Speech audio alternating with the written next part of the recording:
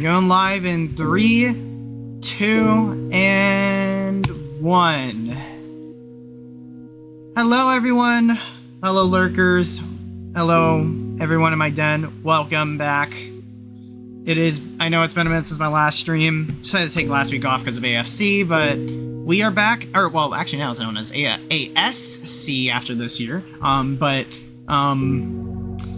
really?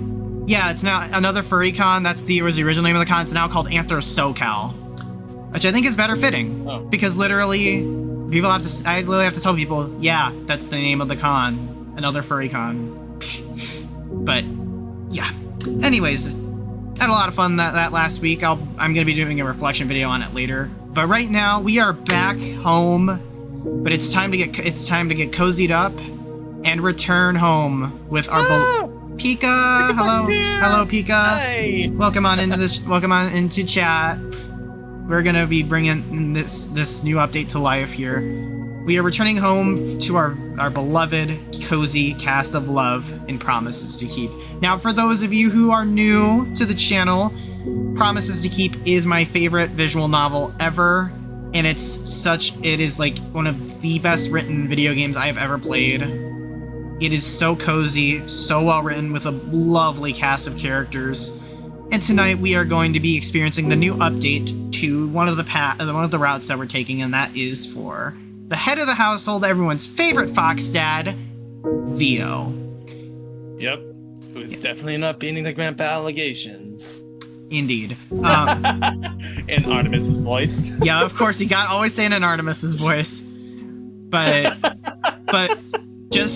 I'm gonna give everyone a heads up. We are going to... Hi, Wheelie. Welcome on in.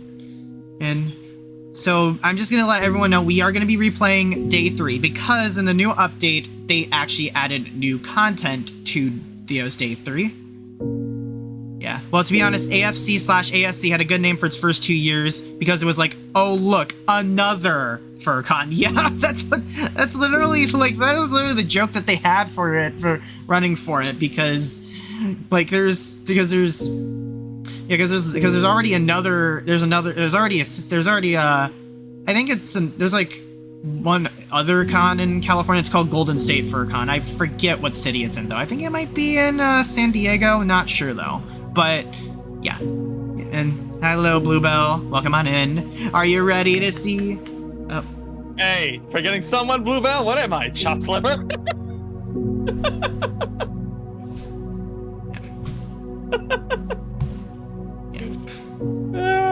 Okay. Alright. Anyways.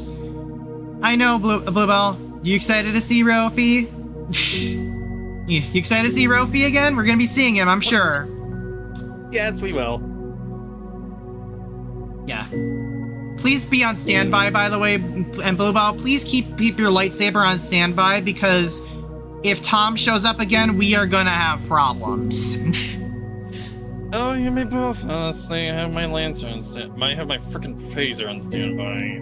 Yeah, get all your weapons on standby, because we do not like Tom in this household. Anyways, enough chatting. Fun, though. Yep. Anyways, with that said, enough yapping. Let's dive back in. Let's return home and see what Leo and the gang have been up to. Yep, it's been a hot minute. I miss it. I might be sick, but I might be able to voice. I don't know, though. Well, if you come in, that's awesome. But we're gonna start out. We also have someone else that might be showing up too. Yeah. So Anyways, anyway. all right. Let's load up the new save that I just made today. All right. So we know what to do because we've already seen the stream. So you're up, Sinbad. Let's go. Well, I mean, that's his. Remember, the dream was through. Yeah. Game audio's working. Wait, is that a? That's. Yeah. We It's a roadkill. Yeah. I don't know. All right. Broken. All right. Wait a second. I was in the back here. Golden State FurCon's in LA. Okay, good to know. All right. Driving away. Opposite for elsewhere. Anyway, but it's here. pulse living beneath me. Being faster, harder my heart of good. What am I driving away from? Where exactly am I going? Like I knew once. For a bend, buckle on the brake. For the slow, creepy run, make violent descent. For the unraveling. That music! It's different. Yep. She said this once, eons ago. Men can't handle pain. Hang on, I'll hang on a minute. I'm gonna save preferences. It's loud. Is that good? Lower a little bit. Is that good? Am I being drowned out? And is this good?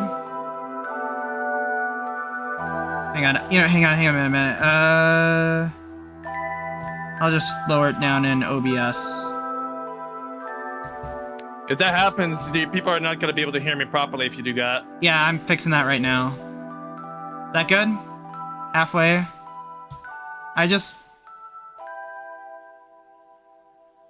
That good? Alright, perfect. Okay, let's see. Hang on a minute. Okay, I can hear myself good pretty well. Alright. Wow, even better than I thought I would. Anyways, wait. There we go. Yeah. I already read that one part, but still. Alright. God help me. I proved her right. Over and over and over again. One way or another, I always wind up back here. Praying in the back seat. Fear in the front. Fear behind the wheel. Fear stabbing the pedals. Blood thrumming with fiery gasoline. Engine spinning with love and strangled hate.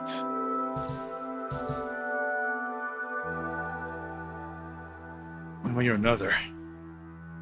Again, I always end up back here no matter what.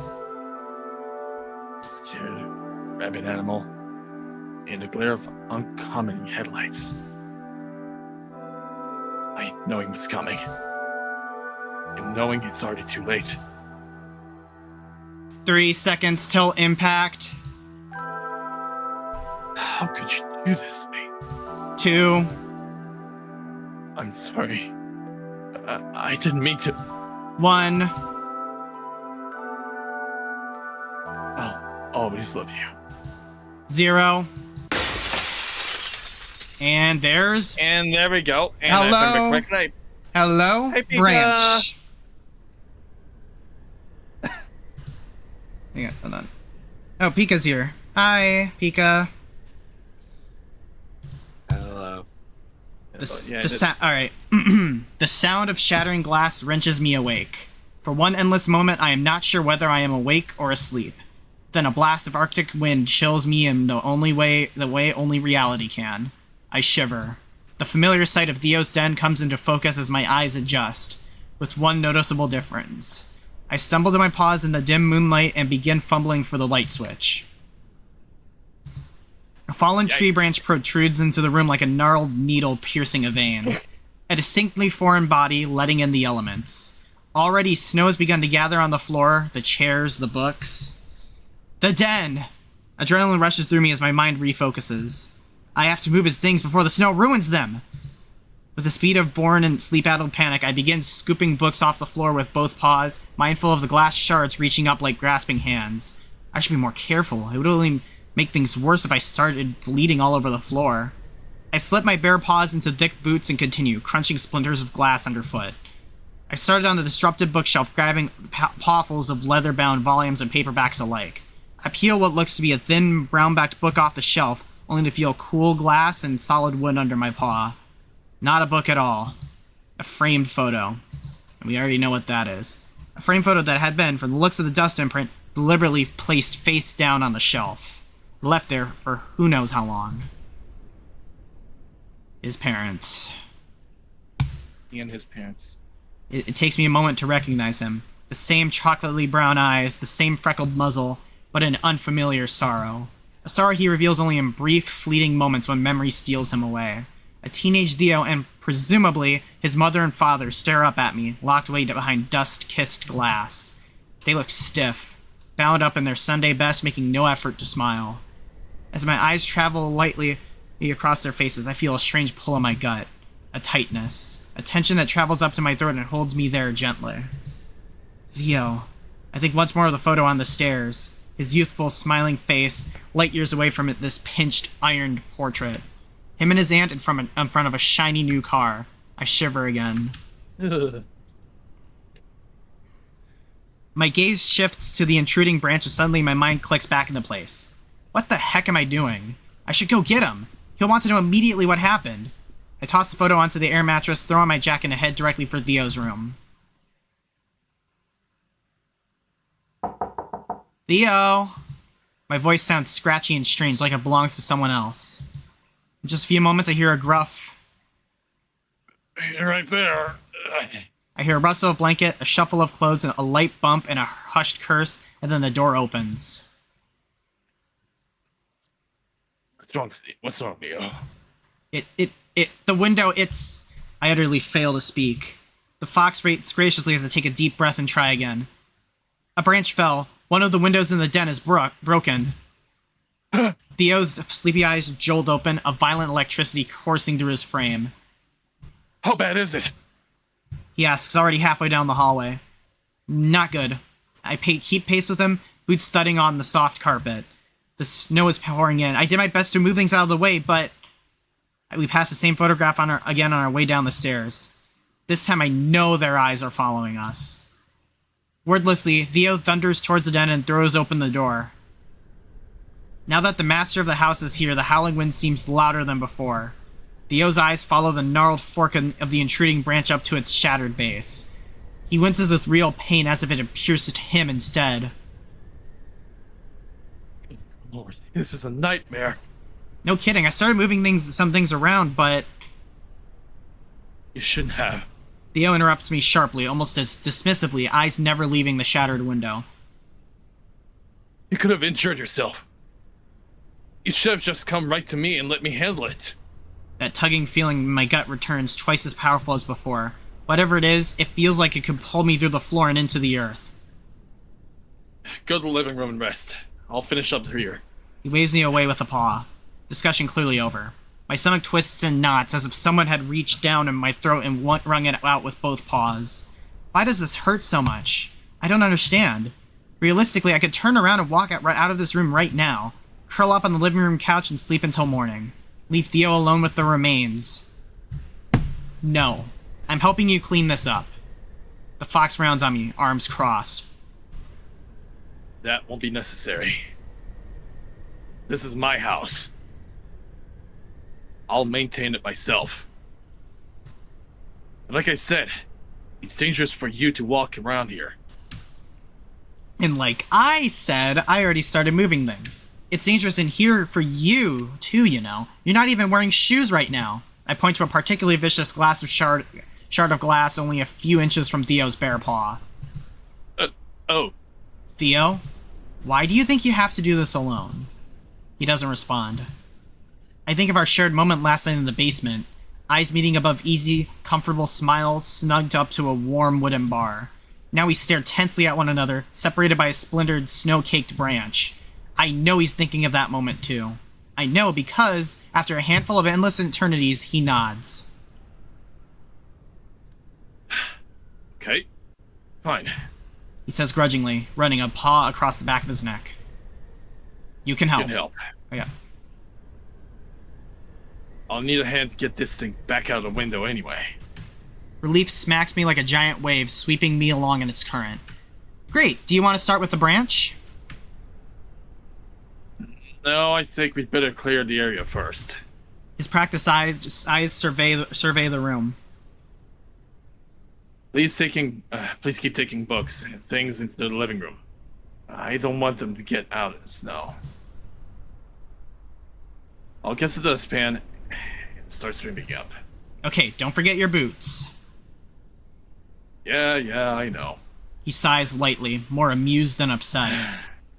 We work quickly, efficiently, and in near silence. I gather the books, keepsakes, and plants, moving them bit by bit into the warmth of the firelit living room.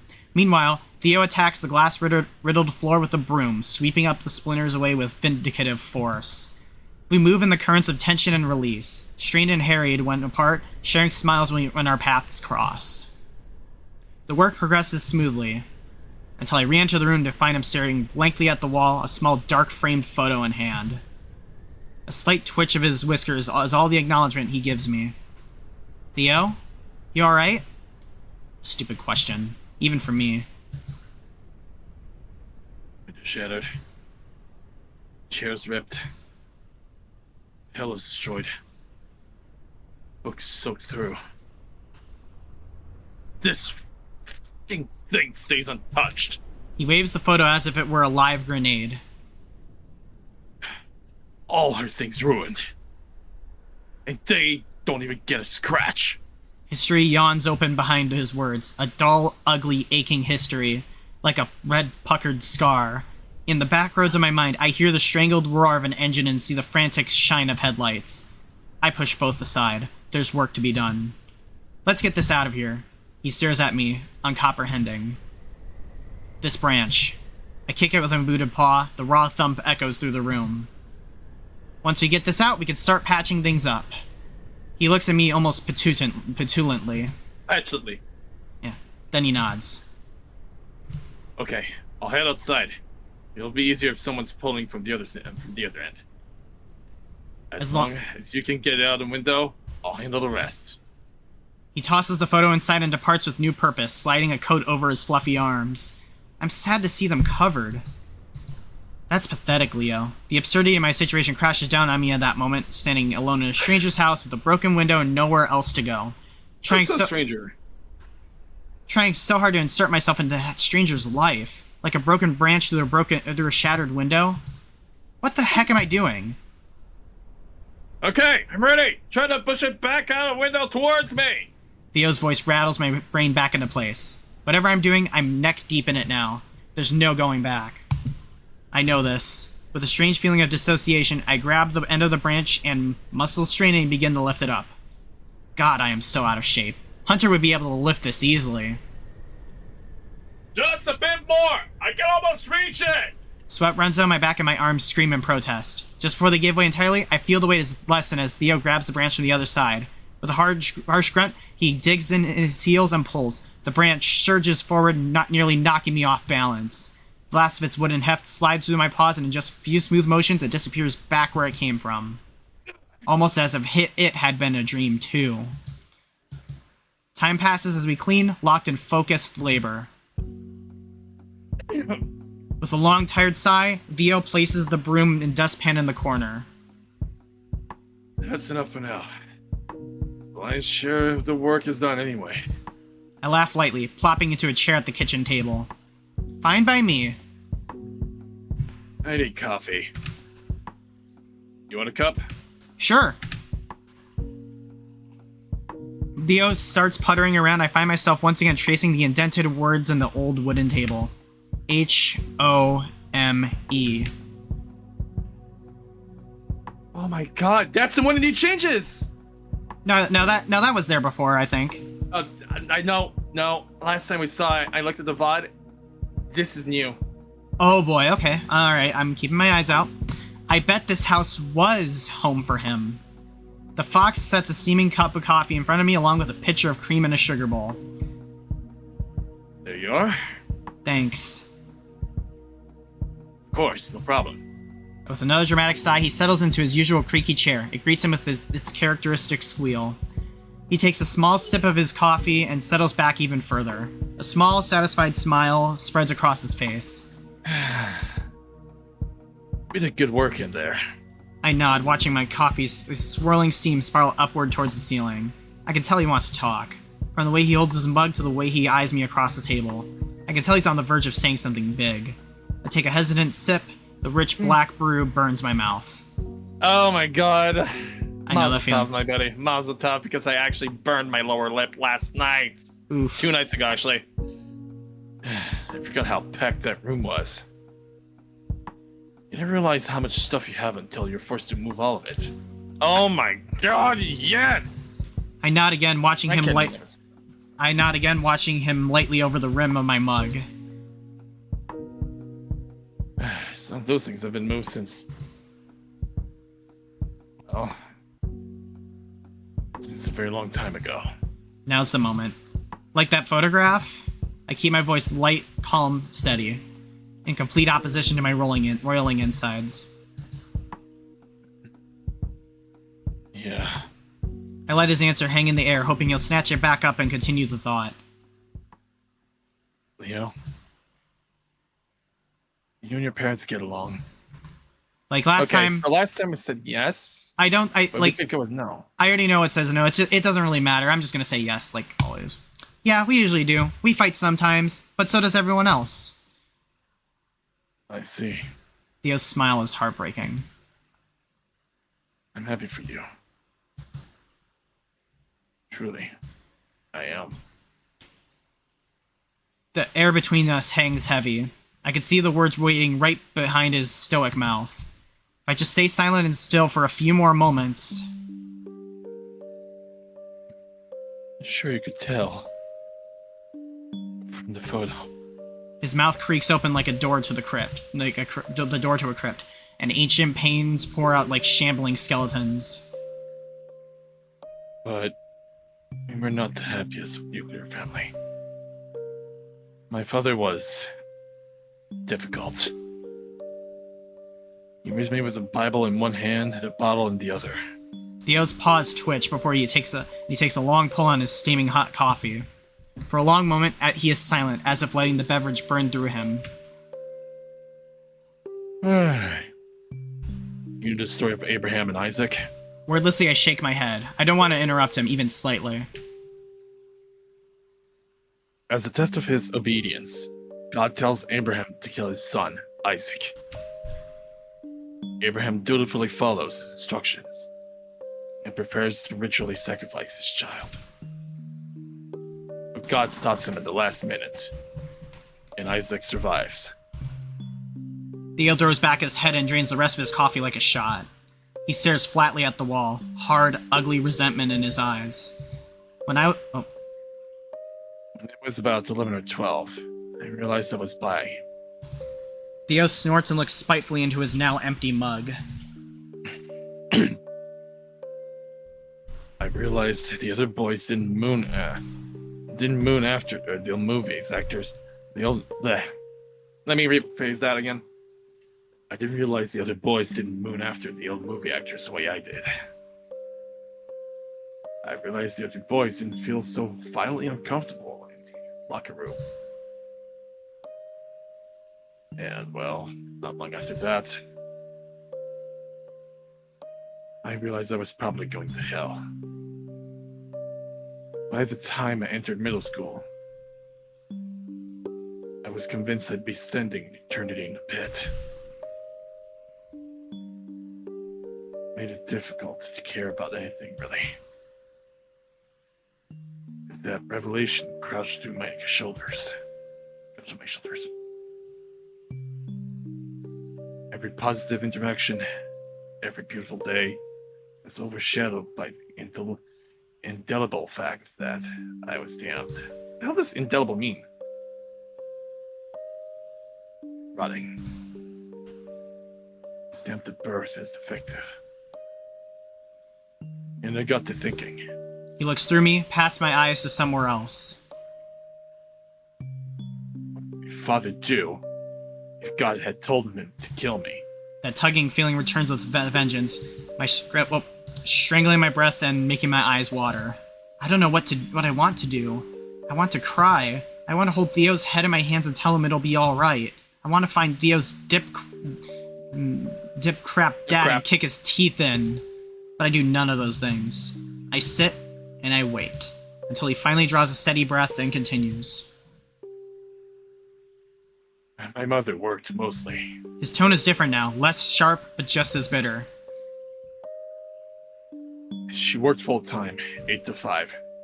Then came home, made dinner, and did housework. We didn't have a lot of money, So she often picked up odd jobs in the evening, too. Repairs, alterations for neighbors, things like that. I still remember the sound of her sewing machine. Late in the night. She was tired. I think back to her bland, blank face in the family photo. No, not blank. Exhausted. Too drained to even smile. She must have known where all her hard-earned money went. Empty, broken bottles thrown caseless into the sink. For her to clean. His eyes flick to the discarded broom and dustpan, still full of shattered window fragments. She was tired. Theo repeats himself, fingers clenching and relaxing around his mug. That's what I tell myself. And I have to tell myself something.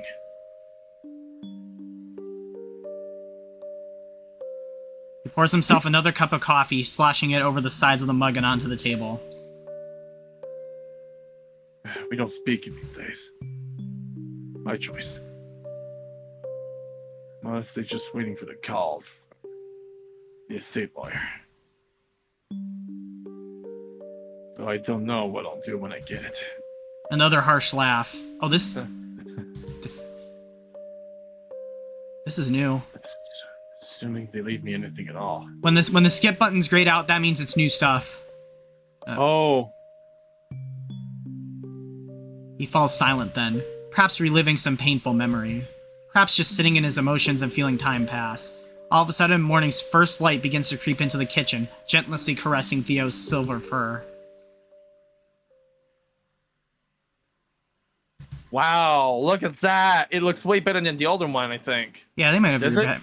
I don't know if they redid this or not, but either way, it's a beautiful shot. And just like that, the threads of dawn dispel the gloom. Like magic. Sunrise already, huh? I guess I re-talked your ear off. Sorry about that. No, don't be sorry. I'm glad you told me. Yeah, look at that. They definitely added varied CGs, like depending on the character talking and stuff. Mm-hmm. That is amazing. This may sound like an odd thing to say, but thank you for not apologizing. For not saying, I'm sorry, Theo, or something like that. I know people mean well when they do that, but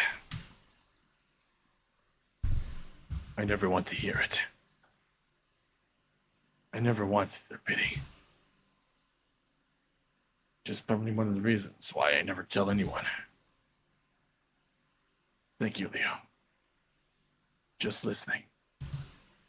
At that moment, we hear the sound of the basement door opening. And I think I know who it is! Hey! Artie! Artemis steps through and blinks in surprise, still settling on his beanie on his feathered head. Oh, morning, you two. You're up early. Yeah, unfortunately we are. Theo chuckles, a genuine smile on his caressing his worn face. I'm afraid there was some unexpected excitement in the early hours. Artemis raises an eyebrow. A huge branch fell and broke one of the windows in the den. Oh. Shit. Then why didn't you wake us up? It would help you clean up. Somehow I knew you'd say that.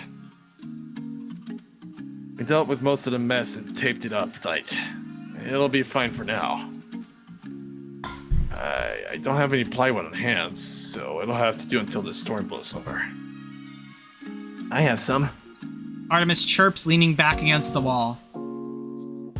My landlord left a ton extra building supplies in the basement of my building. I'm sure you won't notice a few boards going missing. This time it's Theo's turn to raise an eyebrow. Stealing from the landlord, huh? He grins wickedly. Good for you. I'll take you up on that offer. You wanna go right now? I'm awake and ready anyway. Sure. I'll just need to get dressed first. 1 minute, please. The fox disappears out the kitchen door, his fluffy tail loping jauntily behind him. Artemis waits until Theo's paw steps recede and then immediately turns to me, the usual smirk blossoming on his face. So, you and the old man, huh? My heart does jig a little jig in my chest. Huh? Come on, I'm not blind. He leans on one of the chairs, grinning broadly. I saw you two making eyes at each other all last night. Oh, and now, despite the broken window, he's calm and happy? You've seen the way he treats this place. By the rights, he should be freaking out about this.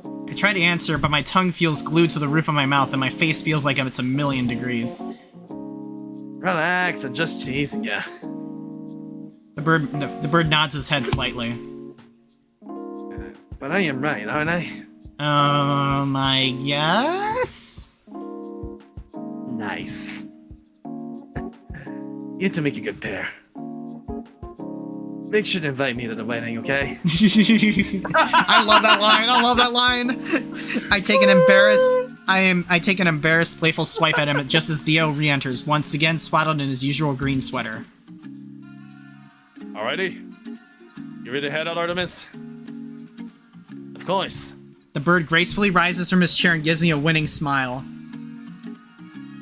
Give us a call if you need us. I, at least, will bring my phone. Theo rolls his eyes and they both head out into the kitchen door, leaving me alone in my thoughts and my still burning face. Was I really that obvious? As I head out to the living room, I spot Ollie perched on one of the steps right in the middle of a Titanic yawn. Pika, you're up!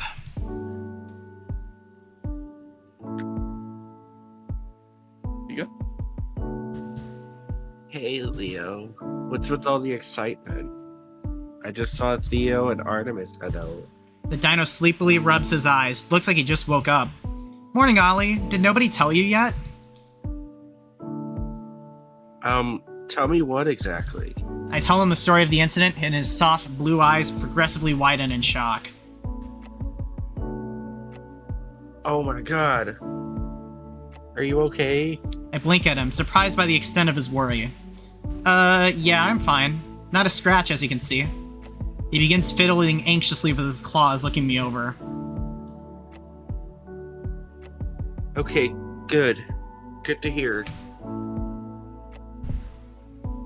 Still, that's really scary, for it to land so close to where you were still sleeping. A shiver rattles up my spine, and I picture once more the twisting fingers of the shattered branch reaching up towards me in the darkness. Yeah, I mean, it wasn't exactly fun. Huge understatement there. But I'm alright, really. Safe, sound, and in good company. And that's what's something to be grateful for.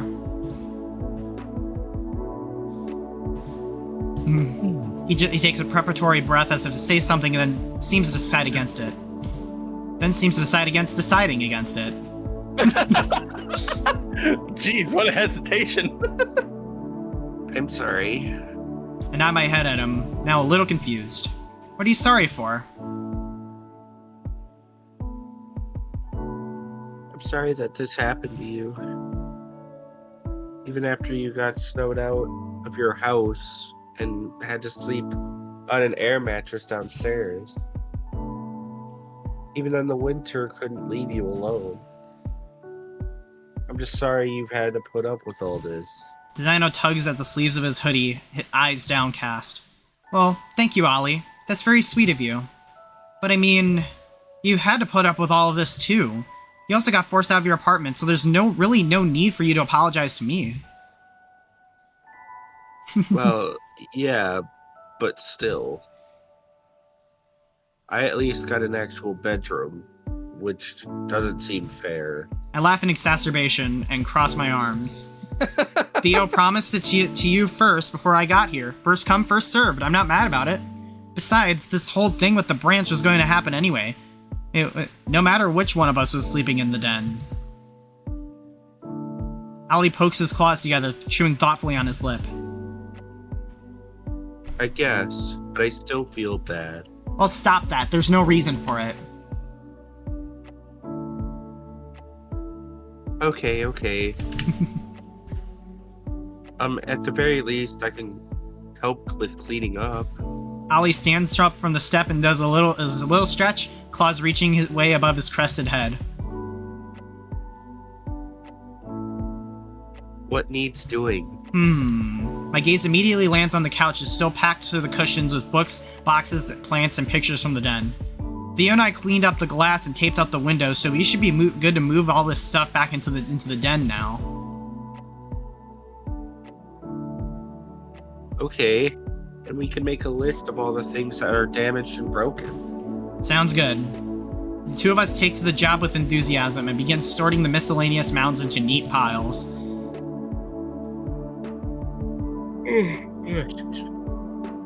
I'd say most of these books are untouched. Just a little bit of water damage from the snow. Not all of them, though. I hold up one unfortunate novel, cover ripped from front to back by a flying shard of glass. Yikes. Ollie sighs and adds it to the damaged list. Most of the plants also survived the assault. Aside from the odd splinter or shard buried in the soil, they look as cheerful as ever. I love that Theo is a plant dad. I think it suits him. Sure does. Again, not beating the grandpa allegations. After a prolonged period of silence, Ollie hefts a box of knickknacks and stares curiously at its contents, clearly working on some profound thought. Do you have a lot of things in your apartment, Leo? Or do you keep it pretty empty? I have a lot of stuff, but I keep it neat. I have a lot of stuff, but it's organized chaos. There's a place for everything, and everything is in its place. Usually. I always find the stuff when I need it. Oh, this is new. Oh, look at that. Usually. Ollie nods deep in thought. Yeah, those are new. Yeah, I can see the small minor changes in text, too. I see. Why do you ask? Yes, we're probably watching this. Well,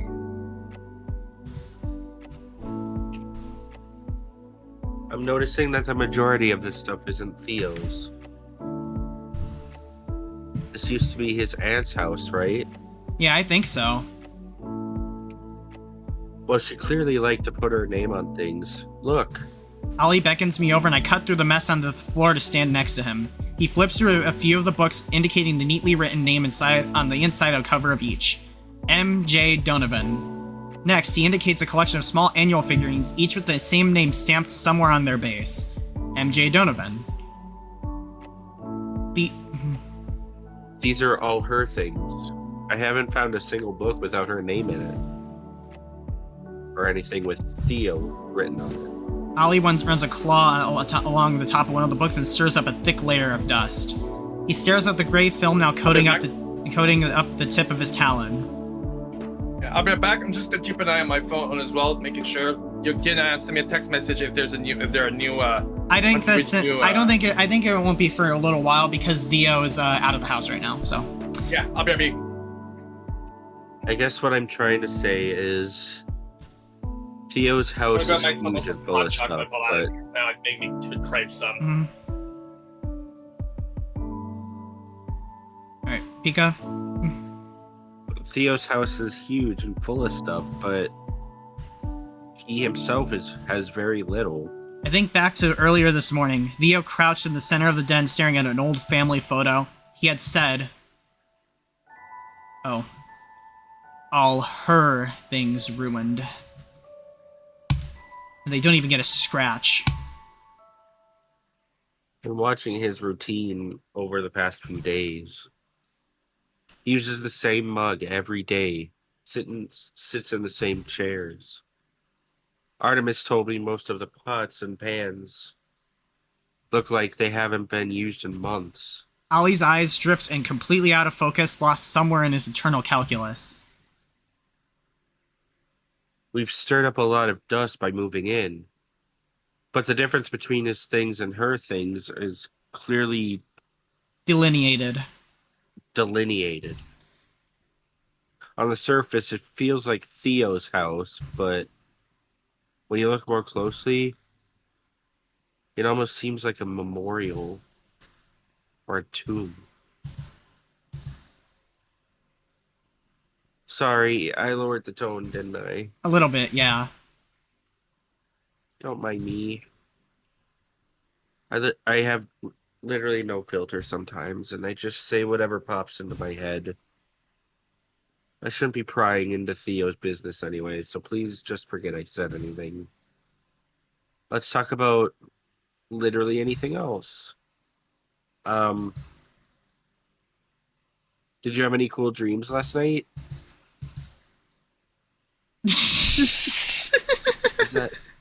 Was that not a good question to ask?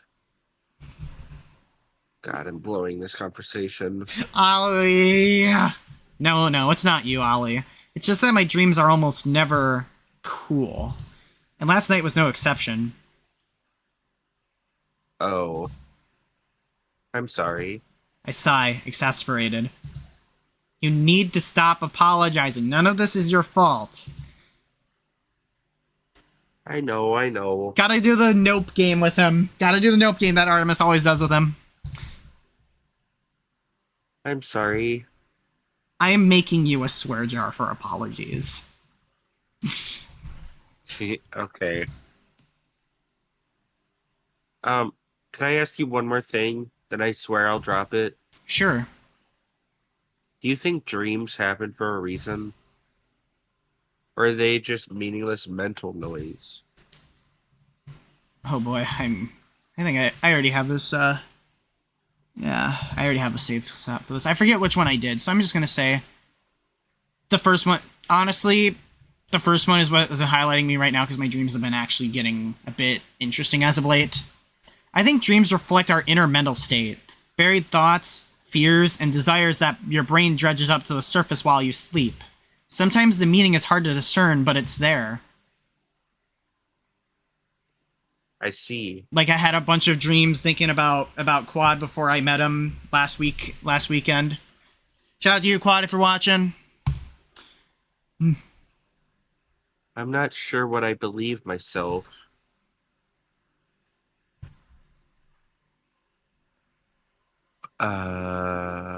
But I hardly ever remember my dreams, so I guess it doesn't really matter to me. You're a heavy sleeper, huh?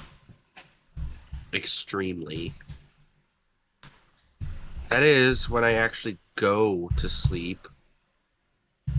I'm kind of an insomniac. To be honest, I was probably awake when the window broke downstairs. I just had my headphones on. Well, the next time this happens, I'll come get you first then. Okay, it's a deal. What's a deal? Hunter! The two of us look up in surprise as the familiar voice rings across the living room. Oh, morning, Hunter. Morning. How come you two are up so early, making mysterious alliances while the rest of us sleep? Something like that, yeah. Well, I want in too. From upstairs, we hear the sound of a door opening. I think we all know who that is. Pika. Me too. Ralphie! Whatever we're doing, I want in. I mean, we're not really doing anything. My explanation is cut short as the front door creaks open. Oh, Sinbad. Alright. Is he still... Sinbad? Frick. Alright, you know, I guess I'll do Theo in the meantime. Oh, good morning, everyone. Pika. Morning. How come everyone decided to get up early without me? I look over at Theo, not really wanting to explain the whole situation a third time. Well, you see, Theo quickly catches everyone else up to speed. Oh, yikes! Oh my god, that's so scary. I'm so glad you're okay, Leo. Yeah, seriously, you just can't catch a break, huh? Apparently not. Oh. Yet. Oh, Sinbad? Okay, well then. I arrived in time. Yep. Well, yes, it was a very unwelcome surprise. I look around, suddenly noticing a missing blue jay. Where's Artemis? Did you two split off? Oh, he's right outside getting things set up. The two of us about to start putting plywood up over the window. Red cannot join us. He said he's busy. It's okay. We got Pika. We're good. We're Gucci. Gucci. I just came inside to see if any brave young gentleman would be interested in helping. Say no more. Let me get my coat. Race you out there. Hey, wait, no fair.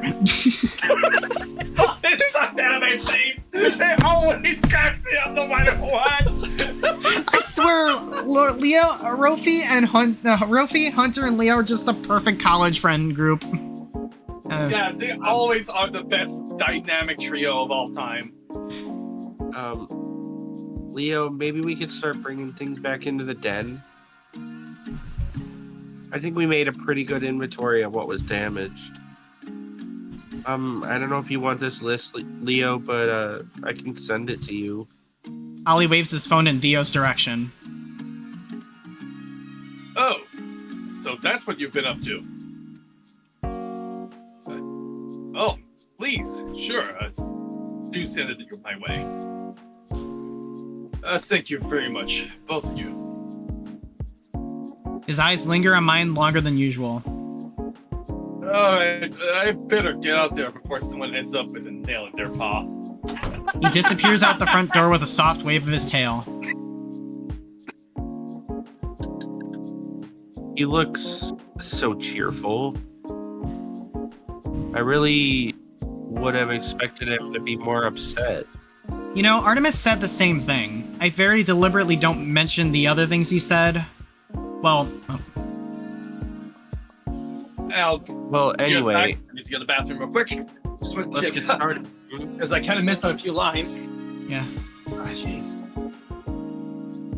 The repairs progress smoothly from there. Ollie and I take our time schlepping things back, not wanting to break anything else.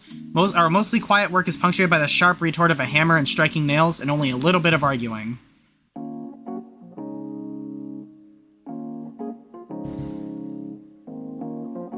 Oh, Sinbad? I guess... Alright. I think that'll just about do it. The den no longer holds heat well, but it still looks miles better than it did this morning.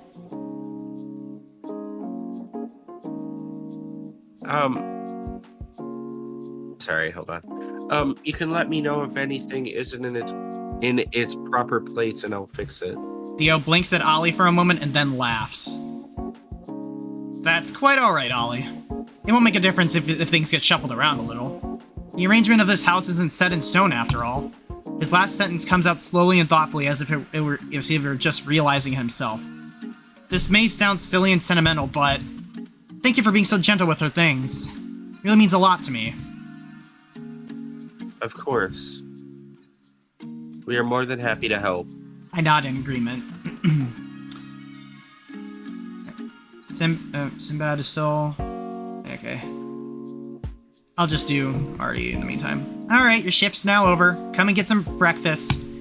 Well, I get... Oh, frick, it's the breakfast thing! You know... Well, I guess it's lunchtime now. Come and get some brunch. Or Lekfist. Whichever you prefer. Ew. Please never say that again. Lekfist. Stop it. Quit arguing with me and come meet your Lekfist. Artemis, I swear to God. Never gets old, never gets old, never gets old. The two of them depart, their lighthearted bickering vanishing down the hallway. And suddenly I'm alone with Theo again. And that sweet, breathtaking tension settles in once more. He scratches the back of his fluffy head and dodges my eyes. Let's... Okay, sorry if it took so long. Oh, you just missed the Lekfist scene. Okay, so what did I miss? You missed the Lekfist scene. Ah, damn it! Alright,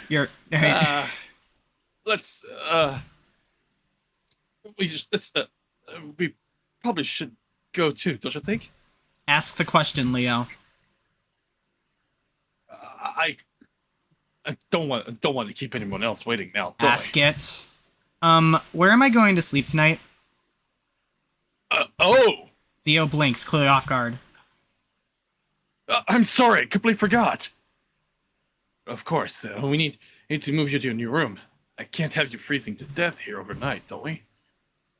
Let me see. There's definitely room in the basement, as long as you and Artemis don't mind sharing. Or I suppose you could just set up shop in the living room. I'll tell everyone and to keep you quiet and not wake you up. I take a deep breath and take the plunge. Would it be alright if I moved up to your room, Theo? I try my absolute best to sound normal, casual. My voice quavers only slightly. Oh. I can't read his expression. Oh god, I can't read his expression.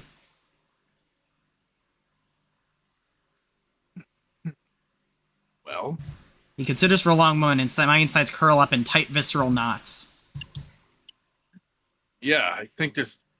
Yes, I think there's room in the mattress up there. Though space may be a little tight. Right, of course, the air mattress. That's definitely 100% what I was thinking. That's okay. Despite my best efforts, excitement creeps into my voice and I can't hold back a smile. Casual, Leo. Really casual. Real casual. I'll work on moving it up now before I forget. I open my mouth to object, but the grumbling growl of Theo's stomach beats me to it. Maybe after brunch. Don't you mean Leckfist? No, I don't. You face! Look at that! No, I don't. Please don't make this a thing. Leckfist. And please, for love of God, don't pull that Lanius and be like her. Leckfist. It's already a feeding frenzy by the time we arrive. Rofi and Hunter are busy loading their plates down with the fluffy scrambled eggs, thick juicy bacon, and soft brown pancakes. It's not my best work, and not very imaginative, but hey, it's good. So who cares? I think this is literally. I could have lived it a little bit better. I think this is literally the best bacon I've ever had in my whole life. You've probably been needing the thin shit. Thick bacon is where it's at. I cozy up to Ollie and Theo at the counter and start filling a plate of my own. I gotta say, I'm gonna have a difficult time letting you guys go.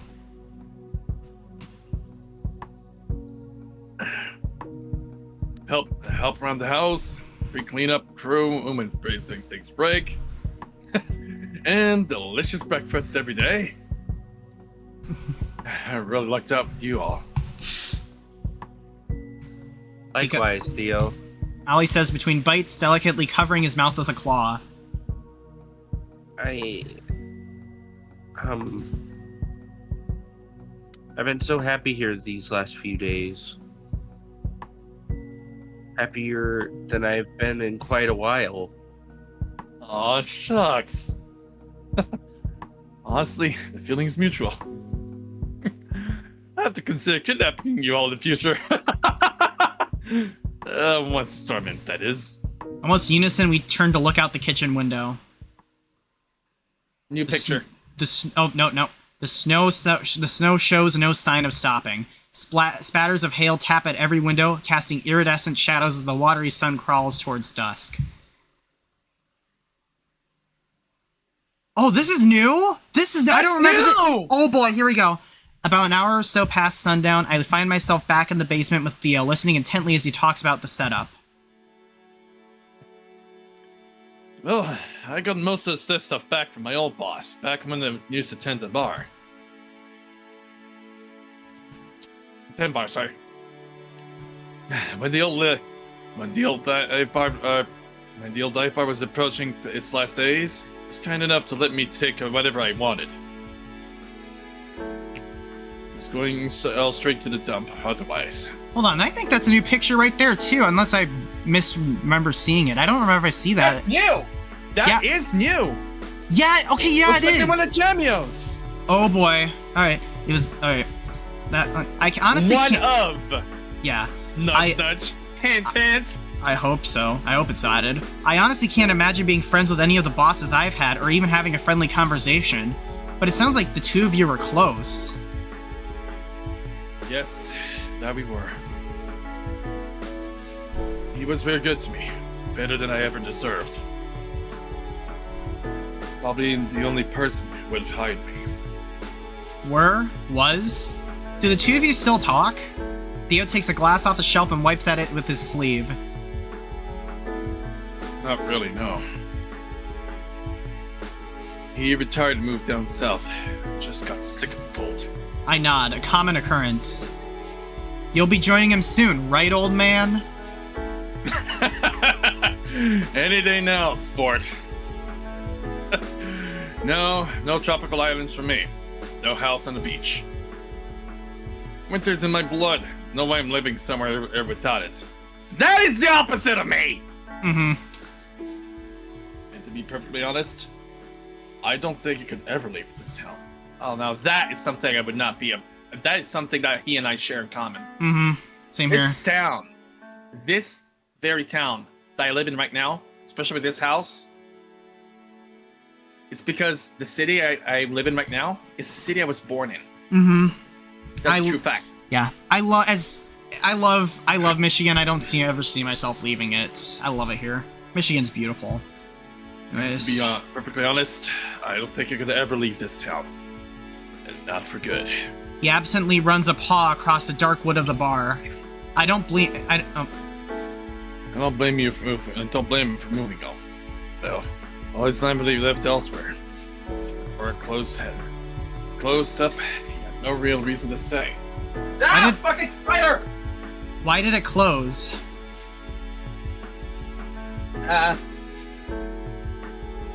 Same reason most things close now. Money. Running a dive bar isn't the most profitable business venture. What is a dive bar? I think it's the kind of bar that's like in a pool. I'm not sure though. In this world, being kind and generous to your patrons tends to put you in the hole. So I had plans to retire, so someone offered to buy the place, he accepted it. Though they meant to tear it down. Were you still working there when it closed? I was. Were you upset that he sold it? No, not really. If it had happened a few years earlier, I would have been livid. Beyond livid. Inconsolable. But it didn't. And I wasn't. It was time for me to leave the place behind too. Well, not entirely. Obviously, I kept pieces to remember it by. Theo gestures warmly at the fixtures in the basement bar as if introducing a group of friends. He even let me take some of the booze. So obviously those bottles are up here are new. I wander over behind the bar as he talks. My eyes brush the sparkling labels on the shelf, passing them one by one, and then doubling back, noticing a strangely shaped bottle hiding behind the others, placed in such a way that you couldn't see it from the bar stools, hidden but still on display. What's that one back there? I point. His eyes follow and shift from warm, cozy to stormy gray in an instant. Uh-oh. Oh, shh. Oops, I had to ask. Oh, that's an old bottle of port wine. Very old bottle. Ugh. Must be vinegar by now. Is it leftover from the bar? No. I should probably take it down from there. Ugh, wait, back. Sheesh. He makes no move to do so. The poorly controlled emotions on his face seem disproportionate. Clearly he isn't upset about the booze being spoiled.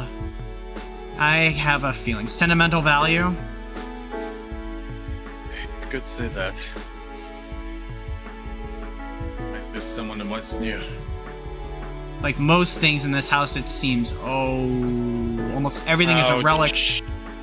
Almost everything is a relic from some other time. Ollie's words from earlier echo in my mind. It almost seems like a memorial. Or a tomb. Well, if it still holds some meaning to you, then you don't have to throw it out. What harm is there in keeping it? He considers my question for a... Oh. He considers my question for a while. Quite a while. Time to move on, Leo. It's okay, just forget I asked. Searching for literally anything else to talk about, I seize upon the vintage projector and to walk over it, over to it, turning my back on the mysterious old bottle. I haven't seen one of these in person before, just in pictures. Really? You never been in the projector room at a movie theater? Theo seizes upon the new thread gratefully, clearly happy to change the subject. Nope. Well, modern theaters don't use these anymore. Anyway, age of film is pretty much over. Funny. Funny that we still call them films, even though most productions are all digital nowadays.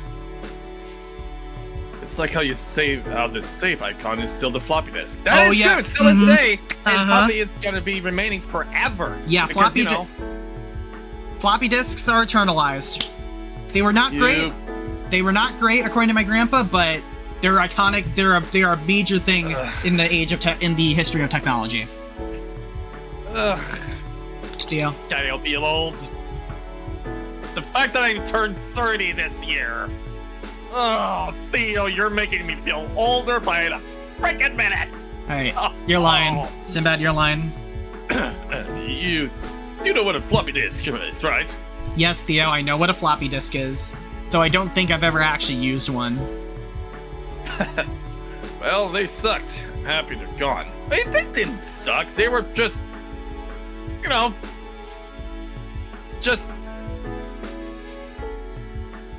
I don't know what word to say for that one. Film, however, is different. Some people still choose to shoot with actual film, and their numbers are steadily growing. As more and more things become digital, more and more people revert back to physical media, as they should. Same. So true. Physical media all the way. Yes. Because hang on, who the hell just added me? Give me a moment. Oh no. Oh. Alright.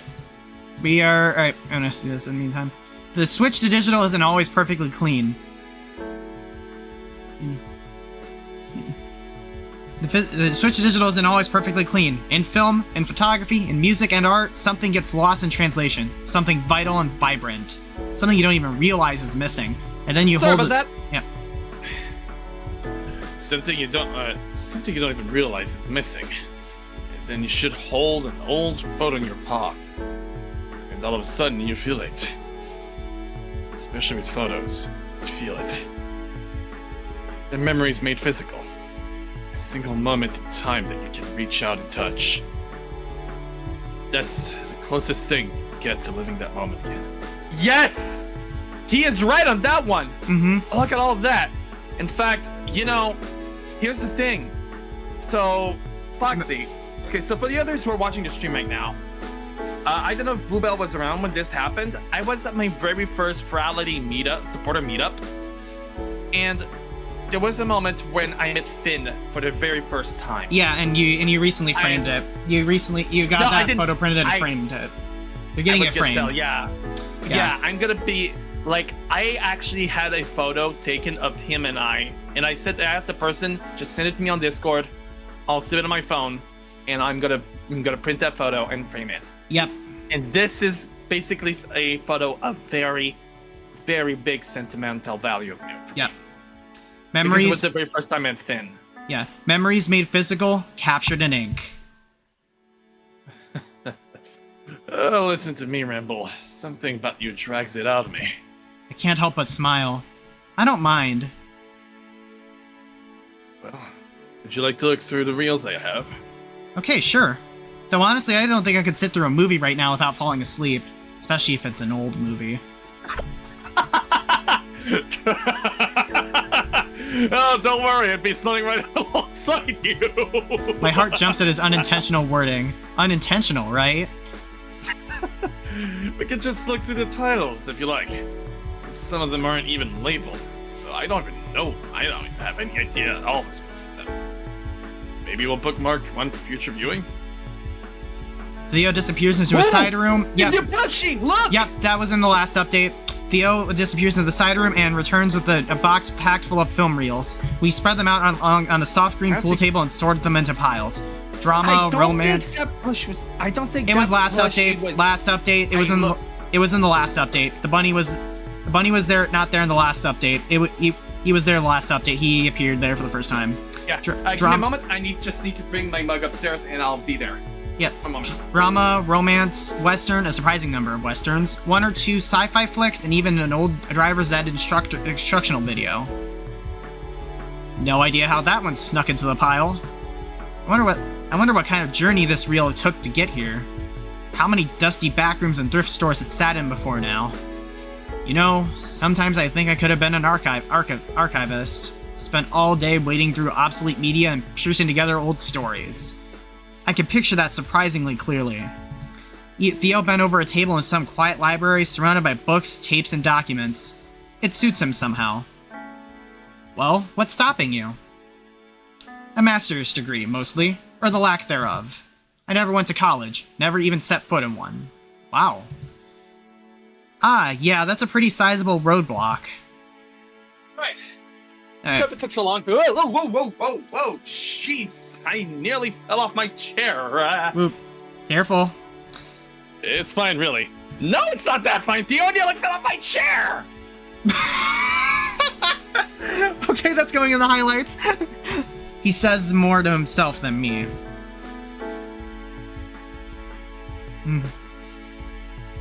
Sinbad? Hang on. I can't worry about what could have been.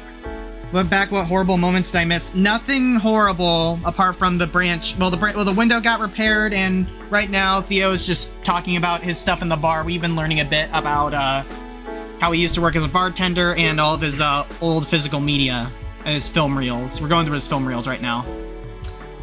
Theo? I can't worry about what could have been. This is the life I have. I need to make peace with that. A lump forms in my throat. He makes a decent point, but something about his tone, his expression, his choice of words, it makes me sad, and I'm not exactly sure why. Time passes as we inspect and stack the reels, and eventually it starts to take its toll. Theo catches me in the middle of a big cat yawn. Careful, those are contagious, you know. I don't blame you, though. We've had a very long day today. Too long. Did they have a time skip or something? No, Too it's... long. Theo agrees, piling the now organized reels back into the box and lifting it off the pool table.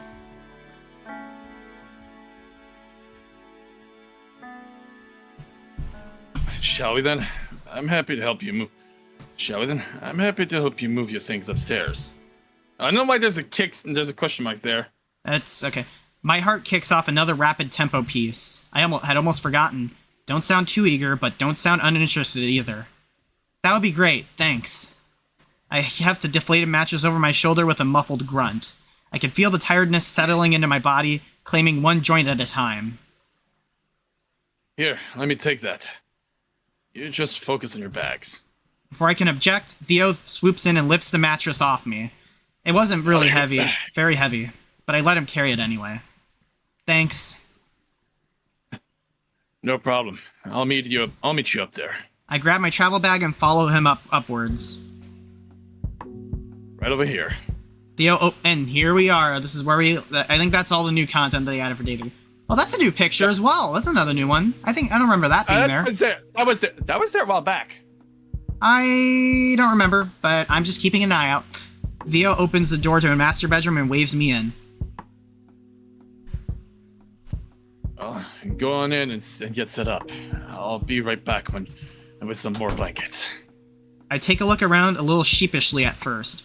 It's okay, I tell myself. This is where you'll be spending the night after all.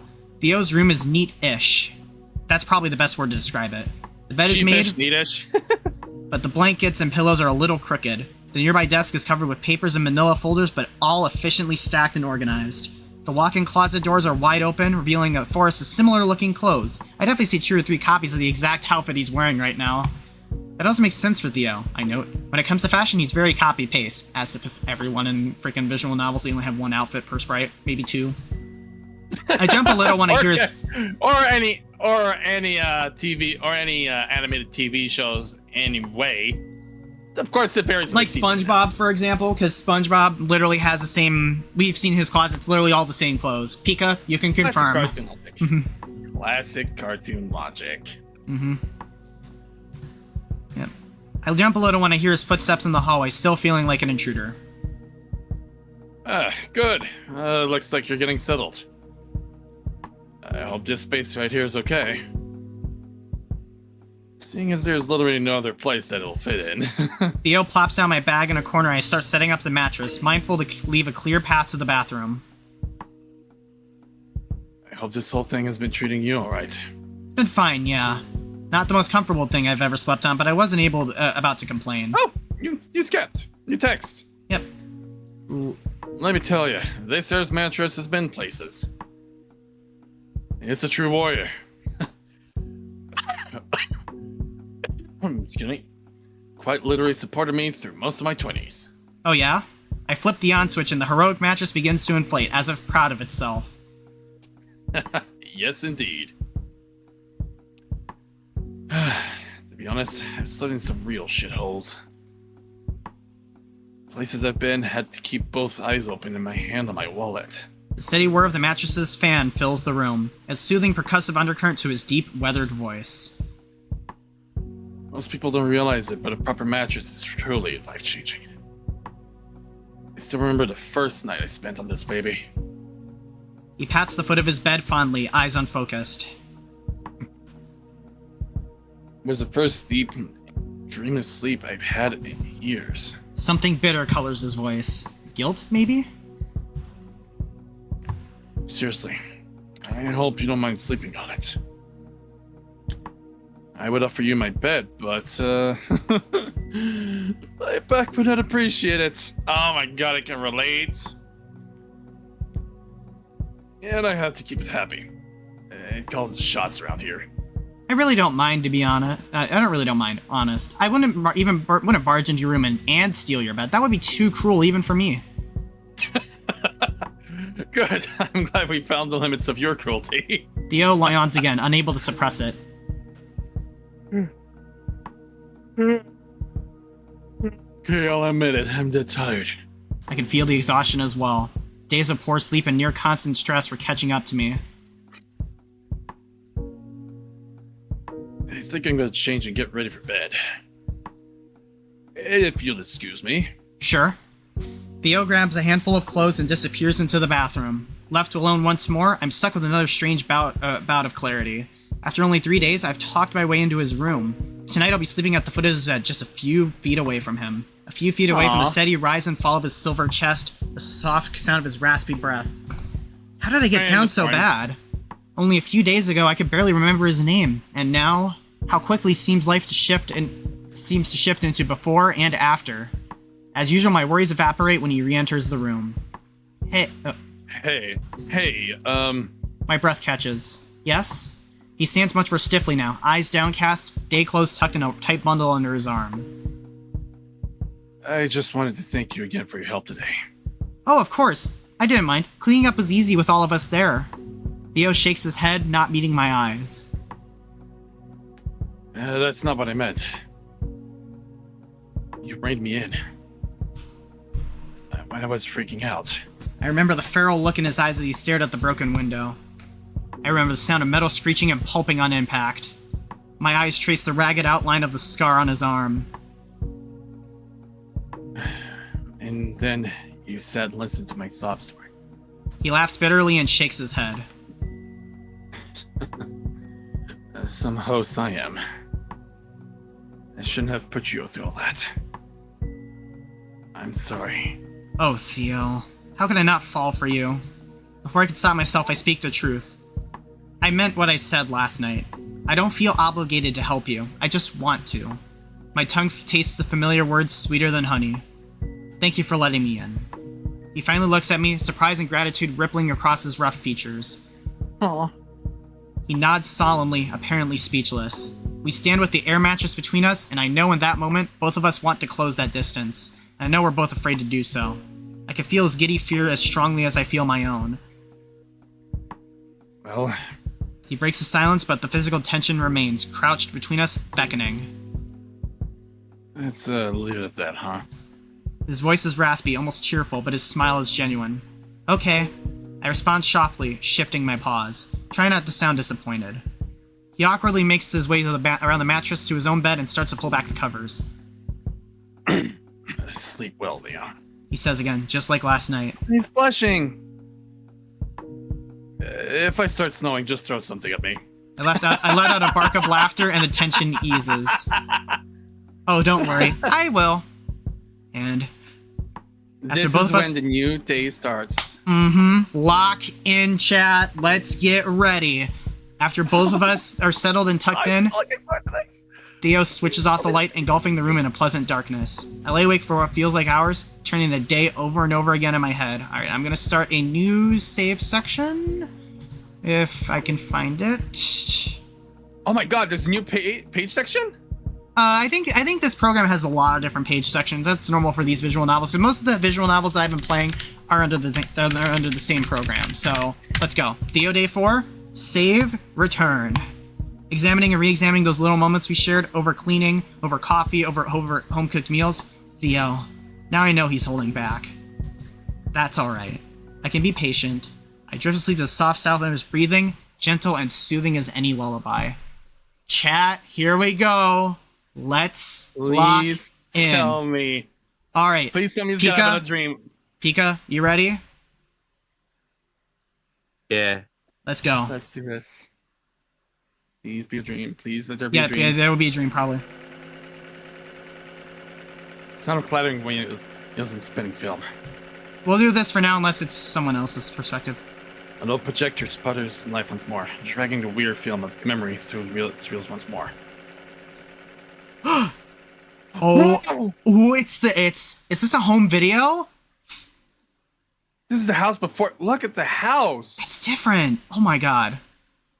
First, an establishing shot. In the kitchen, only slightly different. Walls unfinished, cabinets sparse and damaged. Grass outside green. Expected scene. Holding his breath for a centerpiece. It's MJ! It's MJ! Alright, I swear, if MJ gets lines, Pika, do you want to voice MJ? Pika? I guess so. Yep. There she is. Sunlight reflecting off of her like fallen snow. Turns as I walk in the door and smiles. Pika? There he is. The prodigal son himself. Whoa. Really looks like it was for rare. Oh. And look at his star! Yeah, it's like bleeding more. That's more worn. Shay.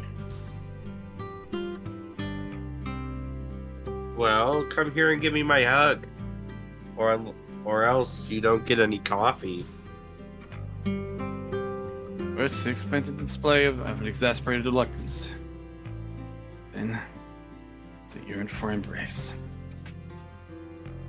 She feels thinner than last time. Each hug, less to hold on to. She doesn't look well. Every time I see you, you look skinnier. I have no words to offer in response, so I shrug. Her eyes comb me like searchlights, looking for sailors lost in the waves.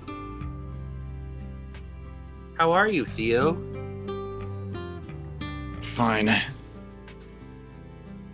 You always say that. Ah, that's Oh, that's creepy! But maybe I'm always fine. no, you ain't fine, Theo. I'll actually use I'm gonna use my regular voice because he looks much more younger in that one.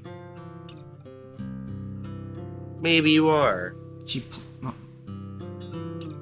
pulls my mug out of the cupboard and fills it with steaming hot coffee. Thanks. You are very welcome.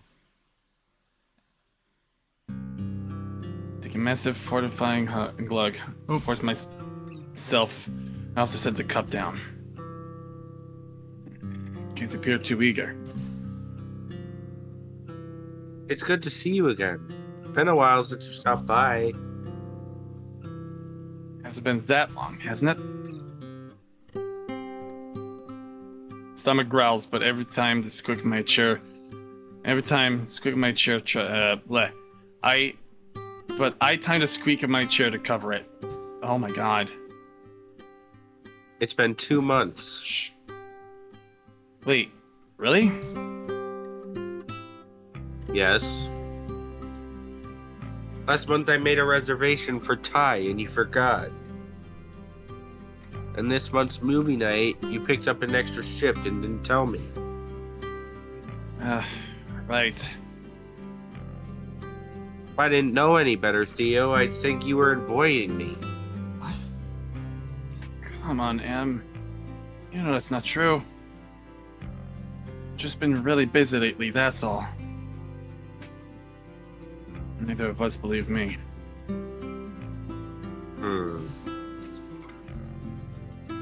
Chills out the paw from my empty mug. Couldn't help myself and refills it. You talked to your landlord. You talked to your landlord. Oh my god. Landlord. You talked to your landlord yet about your laundry? Not yet. Why not? If you're gonna wear the same outfit every day, you need a functioning washer and dryer. I am behind on rent, so I'm gonna wait until I catch up before I ask him anything. Even with all these extra shifts, you're still behind? I avoid her eyes. Being poor is expensive, you know that. So true. I do. Anyway, still waiting for Daryl to let me to bar, like he keeps promising. And still missing out on tip money. Well, maybe if you looked less like a haunted scarecrow, he'd feel better about standing you up in front of his customers. Thanks for the advice. Real helpful. She sets her empty mug down. All business. Jokes aside, Theo, you look like a mess. Even worse than last time. Are you trying to make me worry about you? No, obviously not. Stomach growls again. Her eyes narrow. I quit picking at your scar. That thing is years old and it still looks like it'll open up any second. Jesus Christ, okay! Anything else I'm doing wrong?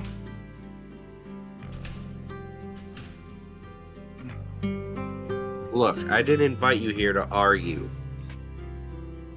Could have fooled me. Just promise me you'll talk to your landlord, okay?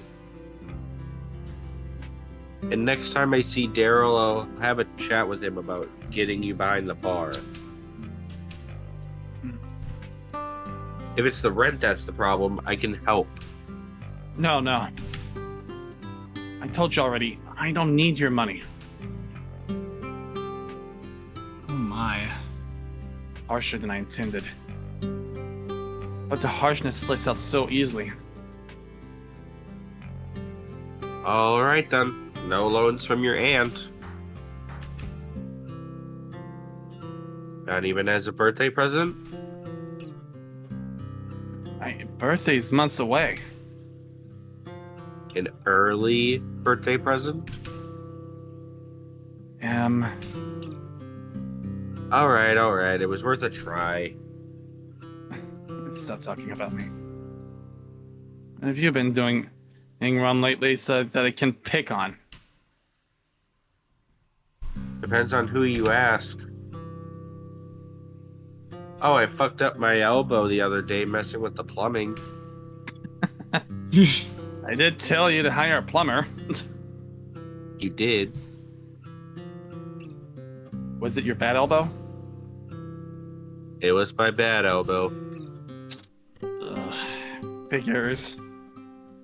But the upstairs toilet's finally functional, and all it cost me was one elbow. Poor MJ.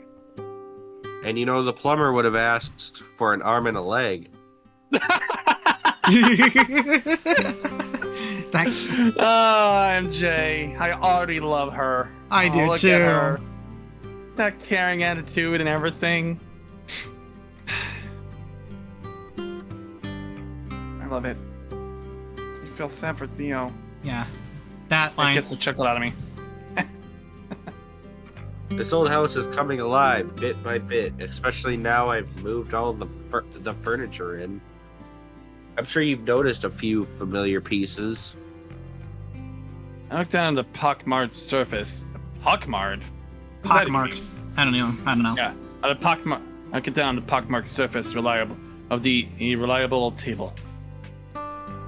You could have gotten a new one. I say, tapping the wood with a claw. I pretty much ruined this thing. Nonsense. It just bears your marks, that's all. Yeah, for my old homework. Nothing important or interesting.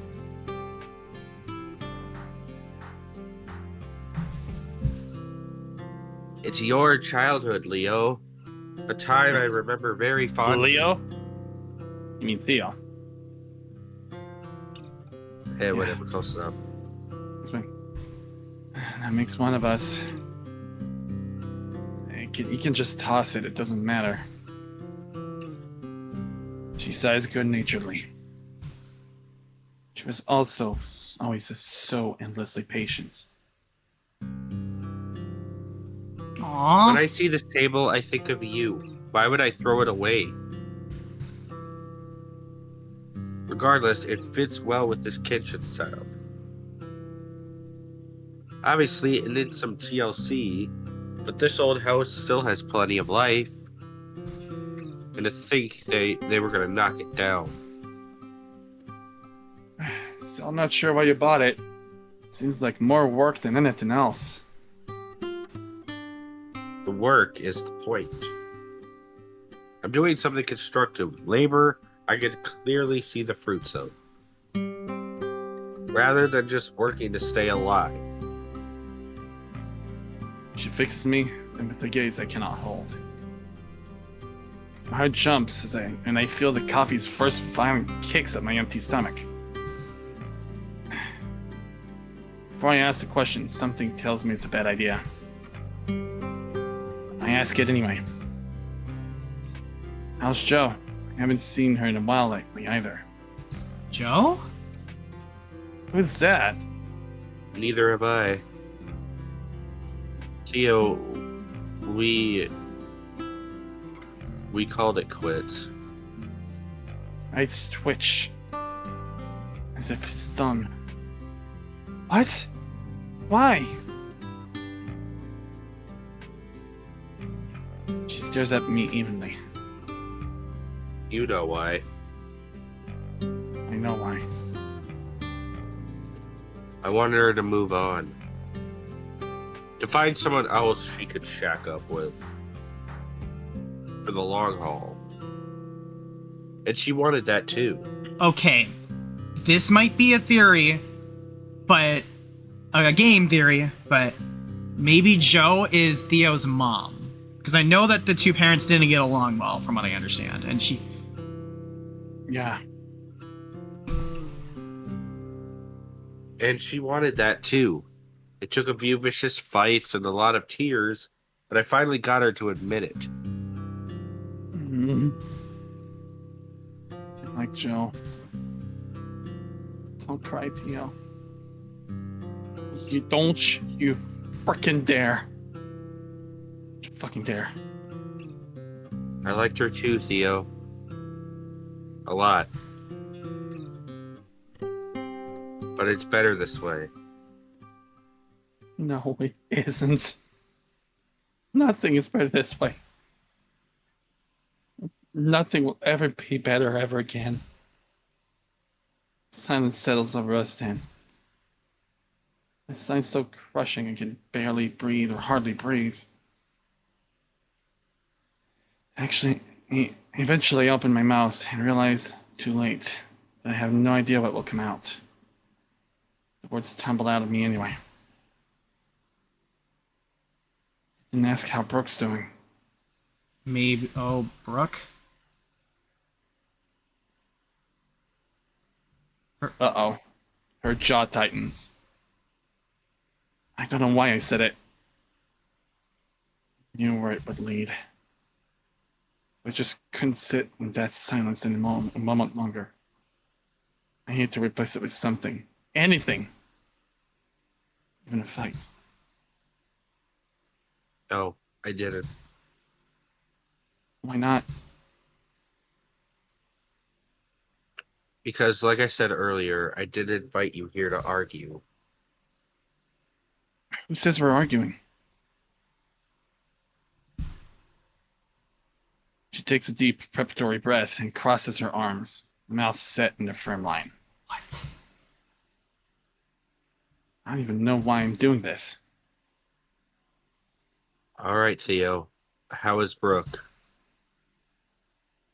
Not great. If you even care. Oh, Brooke might be Brooke's the a mom. woman. Her back is acting up again. It always does when the weather changes. I think Brooke might be the mom. I don't know. I see. Her doctor wouldn't even give her anything for it anymore. He just looks at her like she's got 3 hands. Her mouth tightens further, and I see the tip of her snout twitch. You go with her to the doctor?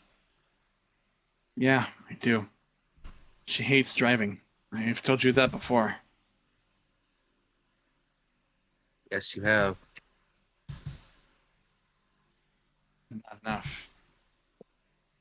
Terrible silence still crouches in between our words, waiting to lunch.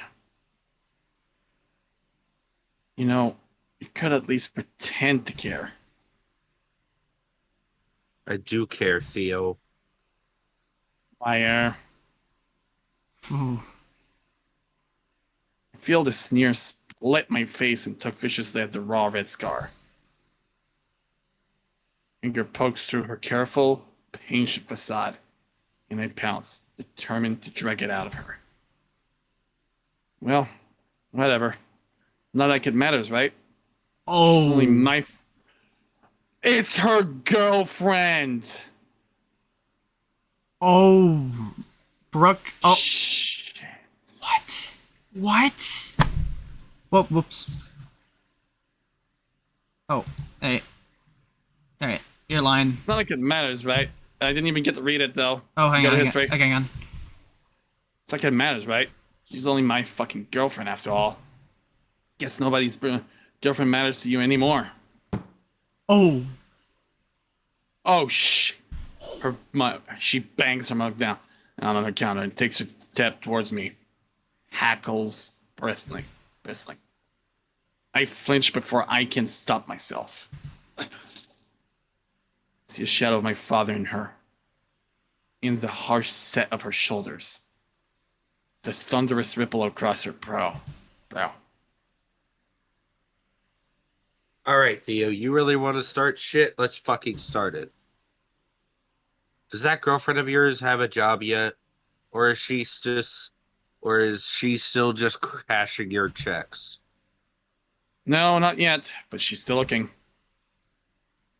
Well, fucking shit, she's looking. Ooh. Well, her back. Why should she bother? She's got you, after all.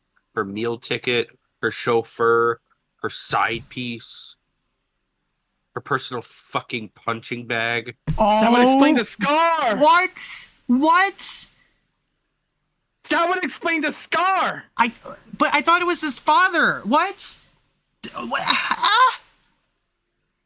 You don't know shit about anything! Petulant, whiny, infantile. You sound like an idiot. I know a toxic relationship when I see one, Theo. I've been in more than a few myself. Relatable, actually, unfortunately. This isn't like that. It's incredible, really, the shitty way she treats you. It's like she's trying to push you away. And the worse she gets, the tighter you hold on. You don't. She closes in, sweeping aside my objections with furious ease. Where's your breaking point, Theo? It wasn't the insults. It wasn't the abuse. It wasn't even the other guys. Is it when she got you evicted from your apartment? I know your rent money's going to her. What the fuck do you want me to do? You just want me to give her up? Like you gave up Joe? Wait, was Joe MJ's partner? Oh my god. What? My voice cracks in a shameful, high-pitched whine. Like a bawling child. Fucking pathetic. I just sharp, hissing breath and hide my head. And hide my head in my paws.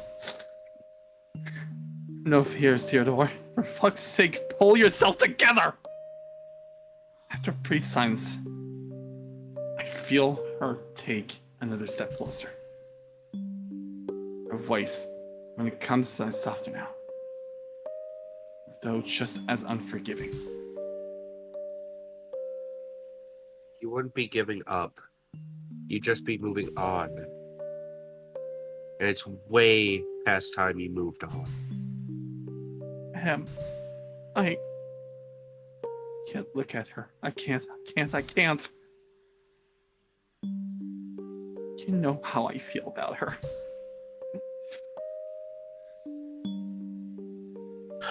Honestly, Theo, I'm not sure I do. And I'm sure you do either.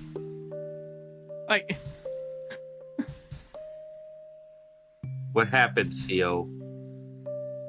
Years ago when she got... Years ago when she really started getting wild, you were so ready to break things off. I remember how happy, how relieved you were when you told me. And then... What? The car.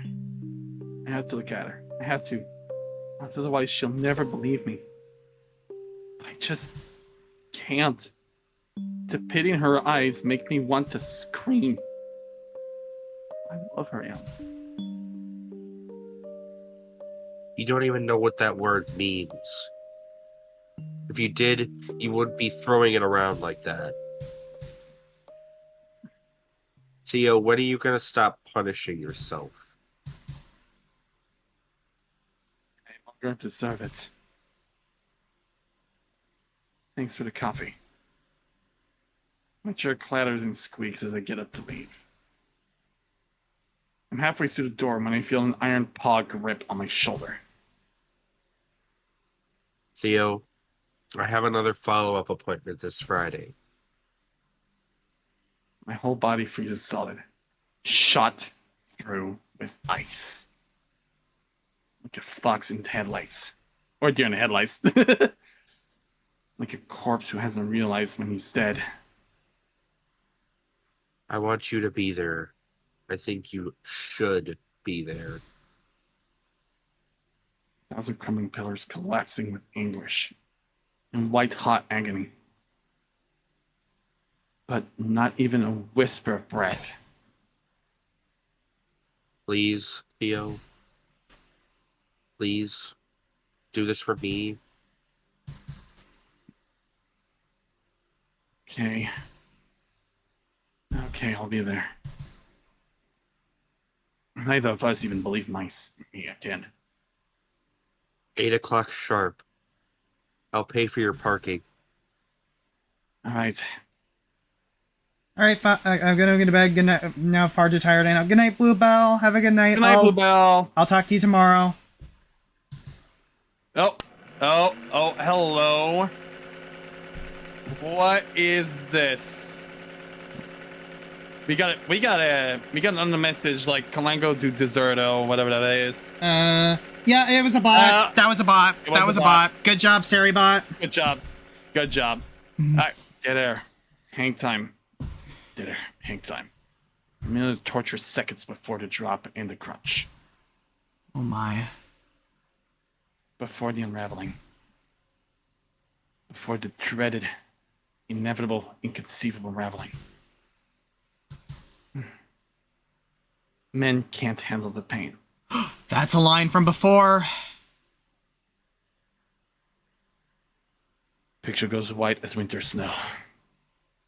Wheels spin endlessly, clattering film round and round and round. Over and over and over again. Forever. I will never forget. Oh man, That was a ton of info. Oh my. massive info dump. Jeez Louise. I blink my eyes open, slowly becoming aware of myself again. A harsh mechanical wheel still echoes in my mind, and my chest feels tight, clenched close to my core. A raw, gnawing feeling, like I did something wrong. Really wrong. Through the details of the dream are already slipping away, her face is fixed in my memory like a ghostly image burned into a screen. MJ. I feel the steady warmth of her arms around me, and my chest tightens further. No tears, Leo. No tears. Gather yourself, it's time to be normal. Without moving, I scanned the room. Still nighttime, or early morning, I suppose. It certainly didn't feel like I'd been asleep long. Just moments ago, I was drifting off to the sound of Theo's soft breathing, a sound I no longer hear. I rise as quiet as I can and peek over the top of Theo's bed. Empty. The bathroom door is open, clearly empty as well. Strange, I didn't hear him leave. For some reason, it's hard to imagine Theo moving so silently, creeping gently over my sleeping frame in the dark. What do I do now? I look down at the rumpled sheets on the air mattress, then back up to Theo's empty bed. I silently pull on my clothes and exit the bedroom, pulling the door shut behind me. Let's try downstairs first. I pass by the walls of photos on my way downstairs. I stop, of course, at one in particular. There they both are. Theo's boyish face looks so strange without that jagged scar. Oh, so that dream took place, but after this photo was taken. Okay, that's what I thought. Mm-hmm. I wonder, how many opportunities did he get to smile like that? Truly, how many moments did he experience that filled him with joy? I hear a clattering of mugs in the kitchen and the telltale squeak of a familiar wooden chair. I sweep down the remaining stairs and pad towards the sound. Why does it always feel like the eyes in that photo are following me? And I think we are gonna be dealing with Diane again. Oh boy. Sure enough, it's him, sitting in his usual spot. Yep. The fox is tapping aggressively at his phone, eyebrows furrowed, a full mug of coffee, and getting... Unfortunately, it also means we're gonna be dealing with Tom, boy. Yep. A full mug of... Like, I have a theory that Tim and Tom have a past, so we'll see if that comes into fruition today. A full mug of coffee getting cold in front of him. He almost looks as tense as I feel. Something must have happened. Theo? Everything alright? He continues hammering at the screen, offering nothing further. Genuinely unsure of what else to do, I decide to make some coffee as well. Maybe that'll help me think. I make my way slowly over to the coffee machine. I find myself almost tiptoeing, not wanting to disturb whatever he's doing. The gurgling coffee pot seems to take days to fill. Finally, with a steaming mug in hand, I settle down at what has become my seat. Fragments of the dream still smolder like hot coals. I was just here in this kitchen years ago, and so was he. It's strange. I feel her absence now. I feel it plainly. Is this how he always feels living in this house? We sit quietly for some time. I sip my coffee, he ignores his. Eventually I can contain it no longer. Questions about her bubble up like boiling water, and I can't hold them back anymore. I open my mouth and... I think Diana, the old you in number 27, is still in her apartment. Oh. The table falls silent again, save for Theo's frenzied tapping. Are you talking to her now? No. Even if she even has a cell phone, it would be dead by now. I'm talking to fucking Robinson's number 30. The venom in his voice jumps out for only an instant before he tucks it neatly away again. This anger feels new, sharper and cleaner than the rage evoked by his parents. Who must they be to have earned such an ire from Theo of all people? Are they... Across the street from her, yes. Another long moment of silence. Theo breaks it by setting his phone firmly on the table face down. He looks right into my eyes, and suddenly I see the barely contained fury, the panic, seemingly mere moments from breaking loose. Gesundheit. Gracias. I've been trying to practice my Spanish a little bit as well. Mhm. They won't agree to let her stay with them. That woman is almost 90 years old. Oh my god. Yeah. She's tiny, real thin. Alright, sorry, I can't continue. My sickness seems to be getting worse. Sorry. It's okay, Pika. Alright, Pika. Thanks for coming in. Alright. It's too bad Ved can't show up right now because we will. We're gonna be getting more. Alright, we will rotate voices accordingly. Like I said earlier. Yep. Anyway, she's not real thin. If she stays in the house for much longer, if she's gonna stay in the house much longer, it's gonna kill her. Yeah, and Pika, you did great as MJ. Thank you so much. Oh yeah, you did a wonderful job, Pika. Amazing job. Yeah. Ooh, excuse me. Nice. So amazing. It actually made me Well, I try to keep my voice from shaking. I know his anger isn't directed at me, but I feel flattened by all the same. I see the shadow of her in this posture, just as he saw his father in her. Maybe we pay her a visit and see if she's alright. She's not. I went over there earlier, banged on the door and all the windows until she answered. Oh, you didn't. You still. I honestly think you nailed her, even when you were sick. That was amazing. Yeah, you did an amazing job. Again, Pika. Nice track. She's not. I went over there earlier today and banged on the door and all the windows until she answered. She said she wasn't leaving the house until she knew she had somewhere else to go. Only now do I notice the coat draped over the back of his chair, the melted snow still clinging to his fur in patches. How long has he been awake? But I don't immediately reply. When he snatches up his phone again and resumes tapping with renewed ferocity. Think, Leo, you've got to say something. I don't know if you've already done this, but you could call the Robinsons, instead of texting? Maybe hearing your... Theo shakes his head jerkily, no longer able to contain the anger in his voice. If I do that, I won't be able to stop myself from yelling at them! I believe him. From his expression, it feels like he's about to yell at me instead. Well, maybe they need to be yelled at a little bit. Oh yes, we do know that, Leo. We already knew that, because they freaking... Tom! Well, maybe they deserve it. No. The volume of his voice rises, the tone sharpening to a lethal point. I know Tom Robinson's. What do you think? I know what kind of person he is. That would only make him double down. In fact, that's exactly what he's waiting for. The moment I start shouting at him, and he'll take it as proof that he was right all along. Theo begins to tap his foot loudly on the floor with such force that the table starts to shiver slightly. I rack my brain, trying to think of something else to suggest. I want to help, but I don't want to make him feel more upset. Well, what if we brought her here? I don't want to invite people to your house without your permission, but... Theo raises a paw and cuts me off sharply. You don't understand! I physically shrink into my chair, eyes dropping deep into my steaming coffee. Why do the words "you don't understand" hurt so badly? Even on her best day, I'm sure we could get her up the street. I'm not sure we could get her up the street. Not even with this much snow. And she's been sitting there in the fucking house for 3 days! He's shouting now. The Robinsons live across the goddamn street. Given her condition, it would be a miracle if we could get her there. And they won't even open the freaking door. On the last word, he slams the table with a paw, and some lukewarm coffee splashes out of the forgotten mug. The room is very silent now. The kind of silence that only makes itself known after shattering noise. Theo's gaze shifts down to his brown spattered paw, perhaps remembering a similar scene long past. His expression curdles into a turbid mix of emotions, all fighting for dominance. There's one thought, however, I can see quite clearly, reflected in his glistening eyes. No tears, Theodore. Pull yourself together. In this silent moment, the eye of the storm, I feel deeply connected to him in ways I didn't before.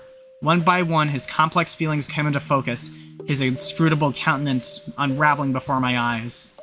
I feel his anger, of course, rolling closest to the surface. I feel rage has been building and building for years, ebbing and flowing, and sometimes abating, but never truly vanishing. Oh my God.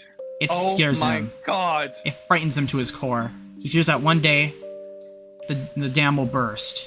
That rage will surge right past his defenses, crashing down on his arm, on him, and those around him. Oh my god. Oh my god, that... Holy sh... Like a tidal wave or a blizzard. I've never felt so close to Theo at this point. Oh my. Years of pent-up rage from being bullied in my childhood and teenagehood. And it tied close so tightly that rage, concealed just behind its thunderous mask, I see his feelings of helplessness, of uselessness, the dreadful, hollowing fear that no matter what he does, it will never be enough. Oh my god. That fear brings a singular pain, simultaneously and sharp and dull, stabbing and crushing, piercing swiftly like a knife and overwhelmingly slowly like a creeping rot.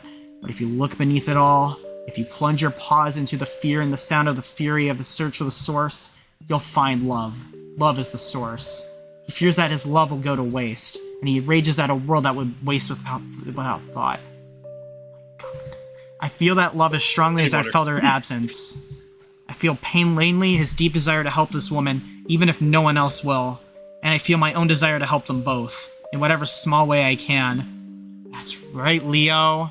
Do it. Oh my god. That is so true. In the end, it's really that simple. God. I want to help, so I will. I swallowed the lump in my throat and forced air through the tightness in my chest. Theo, let's call the Robinsons. We'll talk to them together. If they hear from multiple neighbors, it might help to convince them. Theo, there is no reason why you'd have to do this all of this yourself. You never have to do anything yourself. Let me help you. He closes his misty eyes. God, that's new. That's new. Right. Look at that. He closes his misty eyes and grits his teeth. No tears. We sit together at Theo's old kitchen table, 2 cold cups of coffee and what feels like the entire universe separating us. With only the barest effort, I reach across the universe with my paw and place it on top of his. He doesn't pull away. Here now, frozen in time, my anxiety ebbs and I look directly into his face again. Feeling my eyes on him, he opens his. Those warm, burnished brown eyes are as soft as rich as his snowy fur. I could bury them myself in them like the softest of blankets. I could be happily lost in those eyes, safe and secure until the end. Leo! I want to turn his paw over. I want to feel our palms touch. I want to caress the tips of my fingers with his. But I don't want to ask him. I don't want to speak. Not now. Not in this perfect, unending moment where... Theo's phone buzzes and vibrating the table. Our eyes instinctively flick towards it, breaking contact. In an instant, the universe collapses and the space between us shrinks again, and the awareness of how close we are crashes down on me all at once. I feel a hot flush shoot through my face. Theo gently removes his paw from under mine and picks up the phone, then sets it back down and slides it across the table towards me. His expression is more even now, more like the Theo I've come to know over the past few days. Well, shall we? Shall we? Give them a call. Right. This is what we're doing right now. Come on, Leo. Focus up. Any water? Yes, let's. I'll start, just so you know I'm present. No complaints there. Surprising surge of confidence, I hit the call button. And said confidence immediately begins to ebb as it rings, and rings, and rings. On the 7th ring, they finally answer. And that's Tom. It's not bad you can do Tom. A gruff male voice, halfway to angry already. Good morning, Mr. Robinson, correct? Oh god, I forgot how much I hate talking on the phone.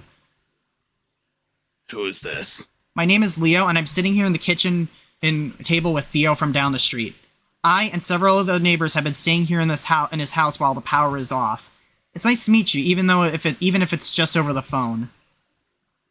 Likewise. There's a typo! His tone says otherwise. Well. So, I take a deep breath and get down to business. The old woman in number 27. Silence. I know you and Theo have been talking about her situation. We have, yes. Grudging, non-committal, approaching annoyed. Alright then, great. We are, of course, very concerned for her. A 90-year-old woman is alone in a freezing cold house without... She's 87. Oh, new lore. That's close enough, though. He interrupts. An 87-year-old woman alone in a freezing cold house without help or power. Theo and I are genuinely concerned she won't make it through the storm. Silence. Mr. Robinson, are you still there? Yes, of course I am. Waiting for you to get to the point. What a B word. Barely a dozen words in, barely a dozen words into a conversation with this guy, and I can already tell why Theo was so angry. It's his tone, I realize, more than what he says. He gives me nothing to work with besides the very pointed impression that I'm wasting his time. Fine, I'll get to the point then. We are asking you, as friends and neighbors, if you could let her stay at your house for a few days, at least until the storm clears up and the power comes back on. I just don't see why that's necessary. No! Is this guy a freaking jerk? Is this guy a freaking idiot or just a giant a-hole? I look up at Theo, incredulous. He shakes out his head, massaging his temples and clearly holding back grim laughter. I freaking hate him! I warned you about him. He mouths to me. As I said before, we are worried she won't survive the storm. She's lived in that apartment for decades and never had any problems. Yes, but she's never been 87 years old before, and she's probably never been through a snowstorm either. Mm-hmm. Have you ever even met Diana? No, I haven't, but I don't see how... She's the most stubborn woman I have ever seen in my long life. That I can actually agree with, though. Yeah, that I can agree. Hell would freeze over her before she did. Oh my! Tom, for Christ's sake, you greedy businessman! I guarantee you, she doesn't want your help. But yeah, that she did refuse that though the first time. Whether she wants it is beside the question, Tom. Yeah, I agree, Theo. Theo speaks up, graciously taking the baton from me. I stifle a sigh of relief. I spoke with her earlier today. She's lost even more weight since I last saw her in October. She was shivering and swaying like a reed. The most recent weather update said the storm would let up by the end of the week. But every forecast said so far has been wrong. Most of the city is in total lockdown, and there's been no word from the mayor about snowplows, let alone electrical repair. You most likely got 5 more days completely snowed in, and it could likely be another week before they get their before people get their power back. Quite honestly, Tom, I don't think she'll last another 2 days. What's your medical diagnosis, huh? Where's Rofi when you need him? Tom, I'd like you to come and see her yourself. I'd be happy to escort you across the street for a visit. Theo bites right back, a keen edge now plain in his voice. Oh! It's not a long walk after all. There's no need for this sort of tone, Theodore. Especially not when asking someone a big favor. Theo was right. Tom jumped on the first hint of anger with a truly obnoxious glee. Clearly he had been waiting for the whole conversation. Dang, I just want to punch that. I want to punch that groundhog. The fox opens his mouth to retort, teeth bare, but I jump in and cut him off, holding up a paw. Mr. Robinson, how can we work this out? A long pause. What do you mean? He sounds almost disappointed. You were correct in that we were asking you for a big favor. After all, it's no small gesture to house a neighbor in their time of need. I know it's a lot of work and a lot of stress. Not everyone has the time, space, and patience to welcome strangers into their home. I nod pointedly at Theo. So, how can we help you with this? After all, there's no reason why you should have to do it alone. His eyes widen slightly and he gives me a small smile. What needs doing before you can take her in? If you're worried about her health since she's with you, we've got a medical professional on hand. If you're concerned about food, we've got plenty and a skilled cook to put it all together. We've got strong young paws for shoveling, clearing space, transferring her over. We're trying to save her life after all. We are more than willing to put in the work for it. Leo, you're freaking genius! You are a genius! Leo, this is why see why he's the best freaking main character I've ever played in a visual novel? So, what needs doing?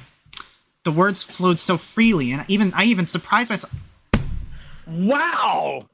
Even I would be surprised doing all this. I did this one time. I did this one time because I did this one time for Bluebell because I'm not gonna explain the whole story, but like I was basically talking with someone with him, and I literally did all the talking. I brought a friend with me to probably help me out with you, but no, he said nothing. I did the conversation, and I was able to get my point across. That's all I'm gonna say. I know I didn't relate because this happened to me as well when I was in like I was offered. I'm right now. There are two people between us for a role playing group that I'm a part of, a Trek role playing group. Like we're stuck in a situation now at this point. Who's going to be the ship's executive officer? There's me or Larai, which really surprises me. And I'm like, do you think I'd be up for the challenge? You think I'd be like seriously? That took me by surprise. This is far and away the most eloquent I've been over the phone, so the bar has been set pretty low. Theo looks impressed, too. I try not to think about how giddy that makes me feel. Still don't think she'll agree to this. Let us worry about that. And you two have to do... All you have to do is to make space for her when she arrives. You too. I realize now that we hadn't heard from Mrs. Robinson at all. Was she sitting quietly in the background listening to our conversation, keeping her thoughts entirely to herself? Oh, yeah. Well, I suppose. I jump on that hesitant acceptance immediately. Great. Thank you very much for your kindness, Mr. Robinson. Not! We'll start getting ready to head over right now. Right now? Yes, right now. We want to get her out of there as soon as possible. We'll be there within the hour, so please be ready for us. Now, hold on a minute. This time it's my turn to let him flounder in silence. And God, does it feel good. Oh, my wife hasn't had time to tidy up, so... His last pathetic excuse peters out before I can even respond. We hear a rough sigh crackle through the phone. All right, fine. Within the hour. Excellent. Looking forward to meeting you in person very soon. Goodbye. I firmly hang up the phone and... Holy shit, Leo! I don't think that's literally the tone that he was probably going for, because he was trying to be more friendly, but I don't mind, because I freaking hate Tom! You and me both. I firmly hate hanging up the phone, and it's just the two of us alone again. How'd I do? I think you did phenomenally. His praise immediately makes me smile, and I cover my mouth with a paw to hide it. No need to hide, Leo. It's certainly better than I did. If it was just me talking to him, then we would have hung up the moment I called him a shit-eating holier-than-thou fuckface. And we'd be even worse off than we are now. God, you really weren't kidding. He really is the freaking worst. Always has been. We've not so quietly hated each other for as long as I can remember. More weight to my theory. You and Diana hate each other too. What? I kind of expected that as much. Tom doesn't see eye to eye with anyone, unless they're willing to put him on a pedestal.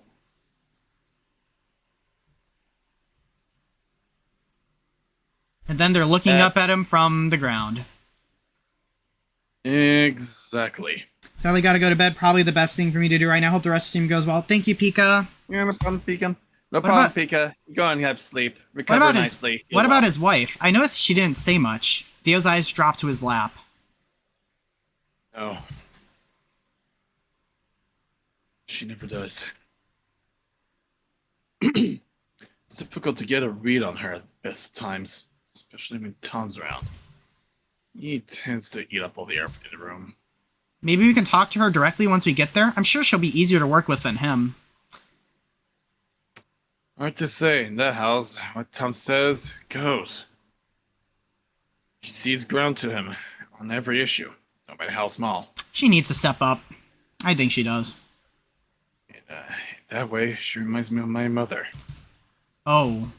Try as I might, I can't think. Honestly, I honestly think I see the connection. Because I honestly agree. Because I do think that Theo's mom was someone who's trying to be nice, but his dad was constantly the leader, or constantly the more dominant one.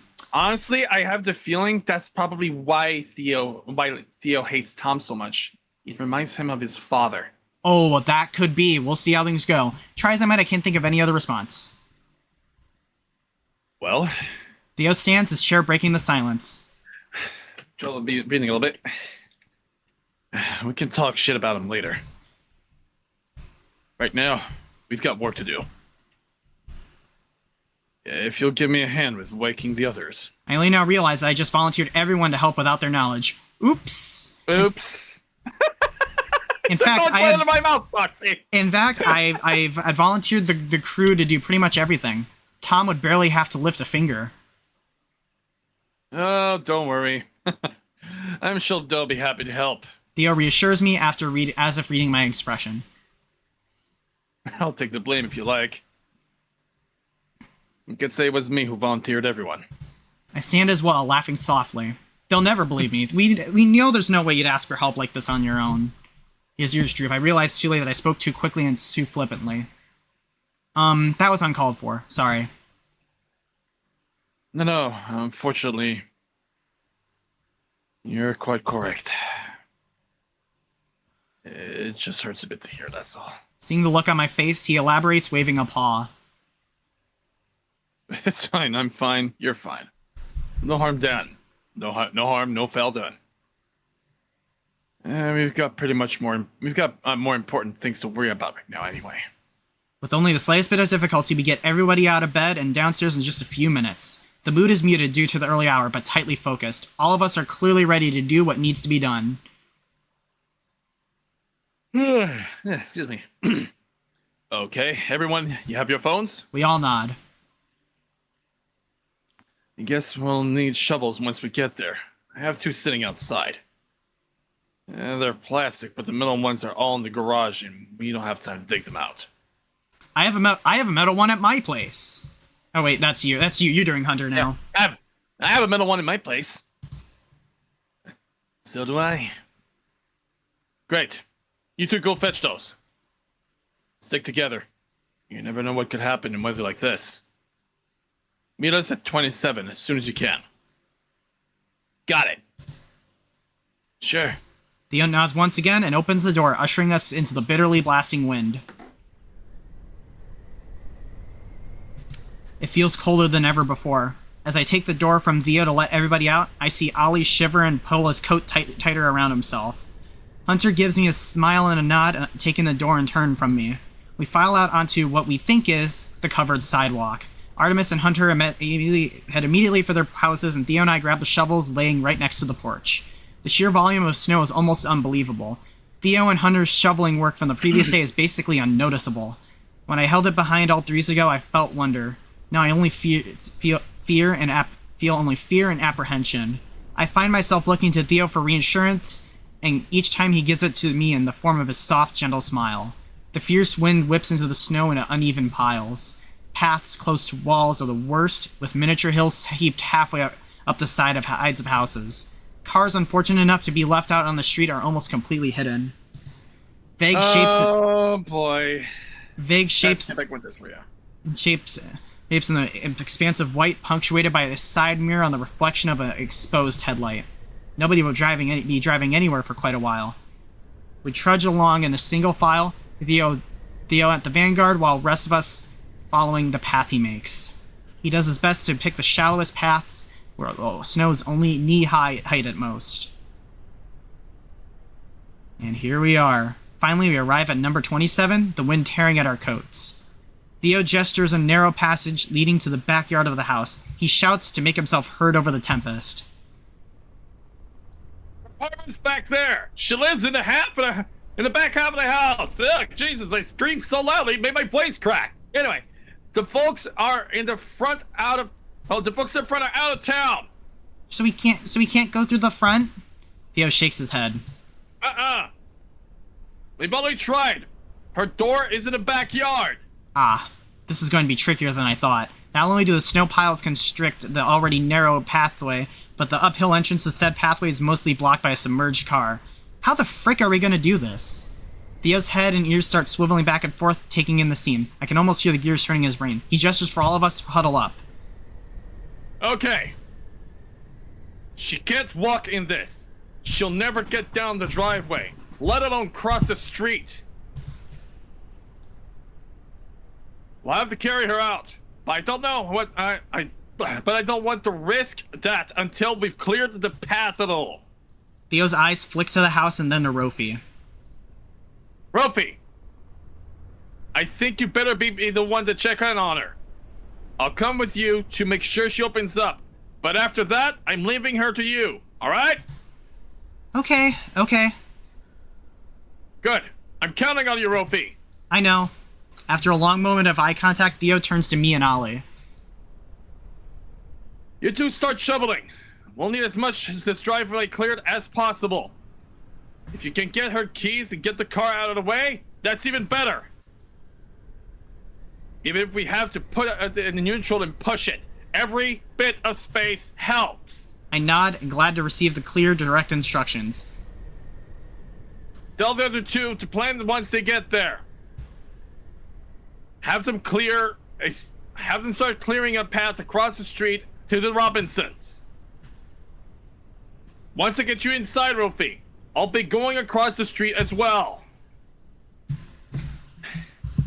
Why am I so winded all of a sudden? I need to make sure Tom has everything ready. Maybe I can even get him out of his ass to help shovel. Though I doubt it. I'm winded all of a sudden. I don't know what's going on. First the dizziness yesterday, and now this. As soon as you cleared a good enough path and carrying her out, no matter what she says. Check my heartbeat. Everyone cleared their jobs? Yes, sir. Yes. Then let's get started. Clock's ticking. Ollie and I immediately dig into the driveway as Theo and Rofi vanish around the side of the house. Despite his aversion to the cold, Ollie is good with a shovel, clearly an old hand at this. He and I managed to clear most of the bottom half of the driveway when Artemis and Hunter arrived, carrying stout metal shovels on their shoulders. I had an average resting rate, no wonder why. Where are we dropping, boys? You did not just say that. Theo needs to clear the driveway, so maybe we can move the car and then a decent path across the street to number 30. He's gonna carry her out, so... Say no more! Hunter immediately takes to shoveling with enthusiasm, and Artemis quickly follows, cutting efficiently across the snow-choked street. I find my gaze lingering on number 30, trying to catch a glimpse of its inhabitants. The curtains, however, are pulled tight, and only the faint light shining through them suggests there is anyone home. I can't let Theo face them by himself, and if he and Tom start bickering again, it could jeopardize the whole operation. I look over at Hunter tearing through piles of snow with a jaunty whistle. I think the boys have it covered. Tom will eat Theo alive if I'm not there to help. At that moment, I feel a tug on my sleeve. Hey, Leo? I don't want to tell you what to do or anything, but I'm wondering if it might be more useful inside. I was just thinking the same thing, actually. To be honest, I stick my shovel straight upright in a snow pile and clap the powder off my gloves. I want to help Theo talk to the Robinsons. Ollie's eyes widen in surprise. The husband is a real piece of crap, and it doesn't seem fair to send Theo in without backup. He nods slowly. Okay, that makes sense to me. I guess I will try to give Rofi a hand then. Oh, believe me, he's gonna need a hand. Oh, Yes. Right. A flash of guilt colors my voice. I hadn't been thinking of Rofi at all. He did tell me he works in the emergency department, but this is hardly a standard situation, and I bet he would appreciate another set of claws. I don't think he's used to doing this kind of work alone. Not sure how much help I'll be, but I want to try anyway. I know how you feel. Theo reemerges from behind the car and begins making his way over to us, shaking his head and mumbling. How is she? Not good. Even I could tell that. You'd think she would be, and she would have dulled her attitude, but no such luck. I felt bad leaving Ruffy in there alone, honestly. So, about that, Ollie looks over at me. I nod. I decided I'm going to go in and try and help out however I can. And I am going along with you to the Robinsons. He blinks at us in surprise. Hunter and Artemis can handle the shoveling, and a clear path won't help anything if we can't get her out of the house, or if we have nowhere to move her to. Theo runs a paw through his fur and grins.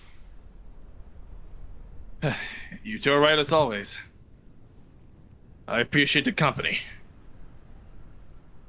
Ollie, come get us and come get any of us at any time if you think it's necessary. I will. All right, let's go. Let's go, Leo. Together, Theo and I pick our way across the street, not quite sure what to expect. Theo knocks 5 solid times on the thick wooden door, and we wait. After a healthy pause, it opens, flooding the snowy porch with the lamplight. Oh boy. In we go. Well, this might be Beth. I'll do this. Well, come on in. You're letting in all the cold. We hurry inside, not needing to be told twice. Oh, they're both here. Oh boy. Oh boy. The gruff, grumpy-looking groundhog could only be Tom Robinson. He looks even angrier in person. A dipped, constantly furrowed brow and intense forward-leaning posture as if any moment he might lunge. He ignores me entirely and keeps his beady eyes fixed on Theo as if he were a bomb that might detonate at any moment. The woman standing slightly between them wears an entirely opposite demeanor, her entire body tucked tightly inward. Beth, I feel so bad for her. Her eyes make constant little circuits of the room, almost as if she were planning the best route to escape. Well, where is she? The others are getting her ready to clearing a path. I just wanted to give you one last heads up before we bring her over. Tom nods impatiently, hands glued to his hips. Double checking us, huh? You should know by now, Theo. I'm as good as my word. Doubtful. Theo ignores him and plows onward.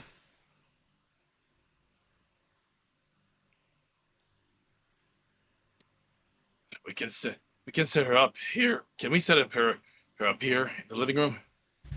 That feels like it's the best option for her comfort. You'll still have the rest of the house to yourselves, after all. He attempts to smile. I know Diana can be a bit much. If she's in here, you'll be able to escape her if needed.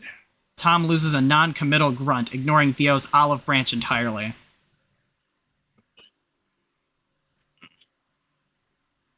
She can be far more than a bit much, and you know that.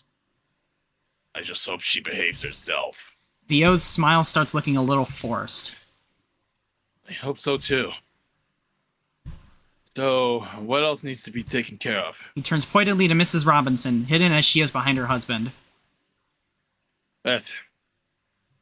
Will you need a hand with anything? Help in the kitchen or anything like that?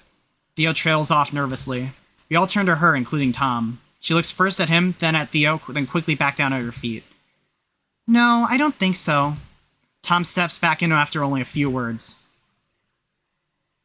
We've only got so much food, you know. It's not like as if we can go grocery shopping right now. His wife's eyes flick over to him, an inscrutable expression on her face. I look past the two of them into the kitchen, noting an open pantry door with a healthy stockpile of dry and canned food inside. Well? From his tone, Theo had clearly noticed the same thing I did. It looks to your pantry, I'd say you're doing pretty well. Tom's expression sours even further, which I hadn't thought possible. Oh boy. I seem to recall you saying that we could have been snowed in for another week or more. That's why I agreed to help you with this in the first place. So unless you'd like to retract that statement, I want some certainty that my wife and I won't go hungry. Tom's voice catches and rips like a serrated blade, every consonant sharpened for maximum annoyance. I give Theo's sleeve a tug and step forward into the conversation. If that's a concern, we have extra food and supplies to share. I copies Theo's tactic and address Mrs. Robinson directly. And we can bring clothes, towels, and toiletries and other stuff over from her house so you don't have to worry about your own supply. Well, yeah, that goes without saying. As Tom attempts once again to center herself in the conversation, Mrs. Robinson looks at me for the first time. Her eyes are purposely blank, but... Leave me out of this, they seem to say. Just leave me alone. Tom leans in a little closer, not so subtly positioning himself in between me and his wife. We're sticking our necks out there. We're sticking our necks out there, you know. Do remember that. I know, yes. If there's a problem, you'll be hearing from me. Understood? Yes, of course. For a long moment, Tom inspects me like a bug under a microscope. He's trying, I realize, to extend the argument to find some foothold, some new thing to complain about. Very well, then. With a dramatic sigh, he gives up and makes a show of checking his watch. The day has officially started. He turns to his wife. I suppose the breakfast is in order, eh? She smiles slightly. Yes, I suppose it is. Bring my coffee up in the office when you have a moment. Davis should be awake by now, and we have got to talk to him about the Heston job. Damn, Blizzard's gonna set us back months. I wonder if we're ever going to get to meet Davis. Having apparently forgotten us... I have a feeling that there's probably another reason. Maybe Tom was the one who bought the bar and destroyed it. And took it down. That's another theory. Okay. A game theory. Okay. Game theory. Okay. Having apparently forgotten us, Tom... How did it not just occur to me that we literally have a character named Tom, who's the current host of Game Theory? Tom walks up... I know Matt Pat's not the same, but I like Tom. I like the new hosts, especially Tom and Santi. Tom in turn walks out of the room like a star actor leaving the set. Mrs. Robinson waits until his clomping feet finishes climbing the stairs, and a door somewhere in the house clicks shut. Then she turns to us, her gaze fixed on her shoes. You'll have to excuse me, but breakfast won't make itself. We appreciate you welcoming us into your house like this. She nods quickly and turns to walk away. Theo steps forward and calls out, raising a paw as if to catch her. She stops jerkily in the kitchen doorway, turning only slightly back towards us. Theo seems to realize his outstretched paw and awkwardly stuffs both back in his pockets. Thank you for your help and your support. His anxious thank you sounds more like an apology. For what? I'm not sure.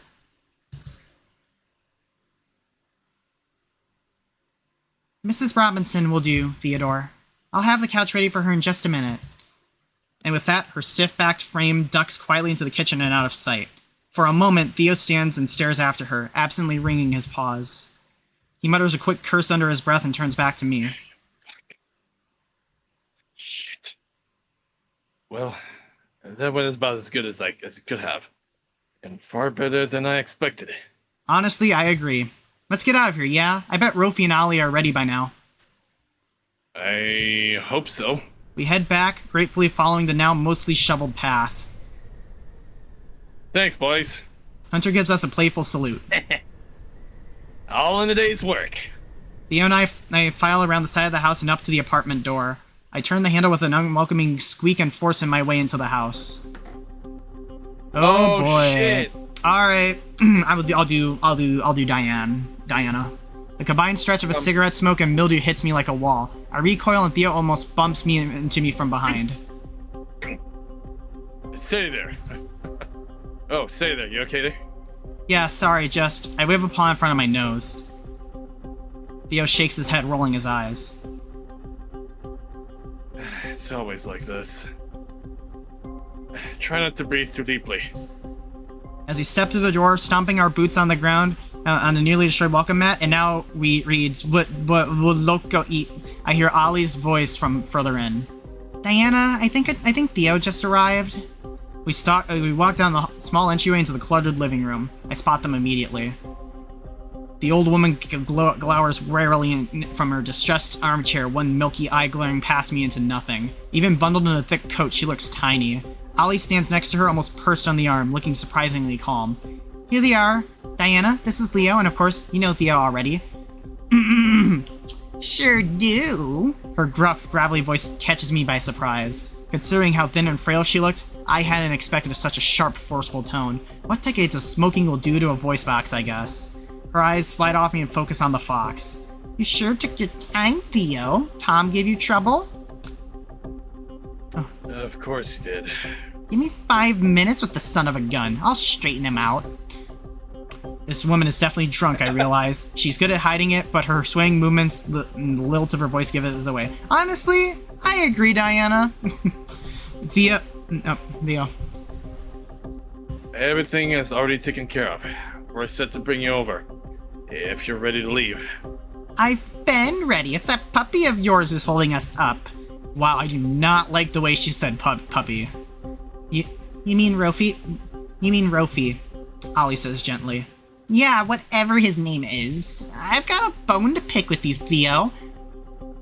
What else is new? She ignores him. You've got quite the nerve sending some baby doctor to take care of me. That boy looks like he's 15. Ollie cuts in again. Shh. He's a certified healthcare provider and he's treating you for free. That's a pretty good deal, don't you think? I suppose. He's taking away his sweet time, though. As if on cue, Rofi re-enters the room, stuffing what looks like a paw full of juice boxes into a beat-up old tote bag. I take a moment to examine his face, trying to gauge how things went. I guess somewhere between not great and not awful. Alright, Diana, I've packed your monitor, test strips, needles, juice. What about that purse I told you to get? She interrupts sharply. Yes, I packed your purse as well. If you need or want anything else, we can always bring it over later. Ollie chimes in, smiling down at her. Yeah, I'll probably need a change of clothes at some point. Right, alright, Theo, we are pretty much ready to go. Great.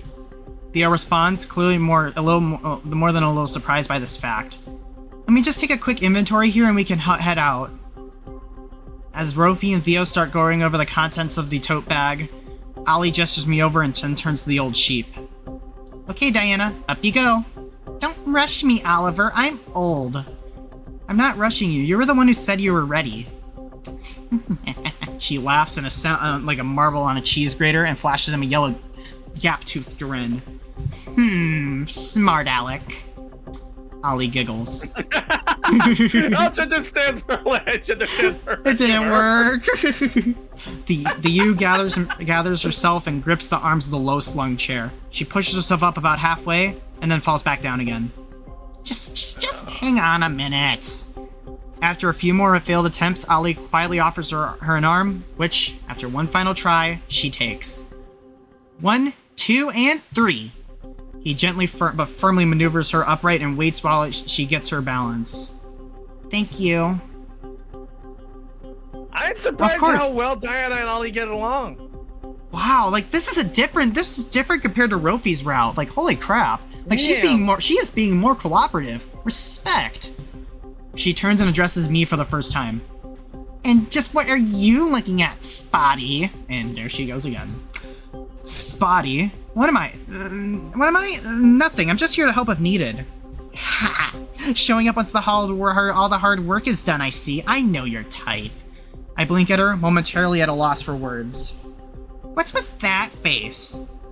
Ollie mouths a little apology and interrupts. Theo, we're ready for you. Diana gives me a last disdainful once-over and then calls out to Theo. You better not drop me, you hear? She chuckles and turns to Ollie. You know, I bet I could get him to carry you too. Want me to ask? Ollie giggles again. Not if you want me to make it there. I weigh quite a bit more than you do. Maybe next time, eh? I didn't have Ollie makes friends with a toxic old woman on my bingo card for today. But this has been a week full of surprises. Leo? At the sound of my name, I tear my focus away from the confusingly dynamic duo. Could you get the door for us? Oh, yes, of course. I hold the door open, wind tearing new breath into the musty apartment as Theo bends down and scoops up the old woman with surprising ease. I notice she keeps a tight grip on Ollie's hand, only letting go once clearly secure in Theo's arms. Here, Theo. I'm starting to get health problems. I don't know what's going on. Theo? Oh, here, Theo. Right this way. I'll try to clear more of a path for you. Together, we guide the fox outside and around the house, with Ollie trailing closely behind. Theo takes every step with diligence and heavy certainty, eyes and limbs locked tight in focus. As he passes me, I sneak a glance at Diana. The old sheep looks smaller than ever, pressed up against Theo's broad chest. Her one good eye remains fixed on Ollie, who keeps at pace with Theo without tripping him up. He mutters soft words to her as they travel, voice inaudible over the hailing wind. And at the head of the procession is Rofi, sharp-eyed and serious, leading Theo forward while keeping a close eye on his patient. After a collection of tense eternities, Theo mounts the steps of number 30 and Rofi pulls the door open again. Theo immediately strides over to a plush sofa and deposits Diana on the cushioned seat. He kneels in front of her, fussing with her jacket and making sure she's comfortable. There you go, Diana. You've arrived. He attempts a well-worn smile. Thank you for flying Theo Airlines. Terrible in-flight service. Not even a drink menu. Bar service is only for our VIP passengers only, I'm afraid. Ollie chirps, slipping a pillow beneath her back. You should have splurged and gotten the upgrade. Unbelievable. This airline has really gone to crap, along with everything else. Scanning the rest of the room, I spot Rofi in the kitchen doorway, talking in hushed tones with Mrs. Robinson. Well, I'm glad that Ollie is capable of actually lighting up the mood. I'm glad. Like, her and Ollie get along so well. Honestly, I really hope that'll be the case for when we do Ollie's route. With her husband absent, she almost seems like a different person. She listens intently, nodding and asking questions as he runs through the contents of Diana's medical bag, meticulously copying his instructions onto a small legal pad. She really seems to care. Though I can't help but notice the furtive, distrustful glance she sneaks at Theo. He seems to notice them too. The more time he spends in this house, the antsier he gets. Theo? He looks up from rearranging the same blanket on the armchair for the 4th time. Huh? Yes, Ollie, what's up? I think Rofi and I can handle things here for a while. Beth has very kindly agreed to let us stay to look after her. He gestures to the now snoring sheep on the couch. If the two of you want to head back to the house, you can go ahead. Yeah, that sounds like a good idea. I pull up next to Theo and grab the reins of the conversation. We could check in on the other two, make sure they got back okay. Time to pack it in, Theo. We're not being helpful anymore.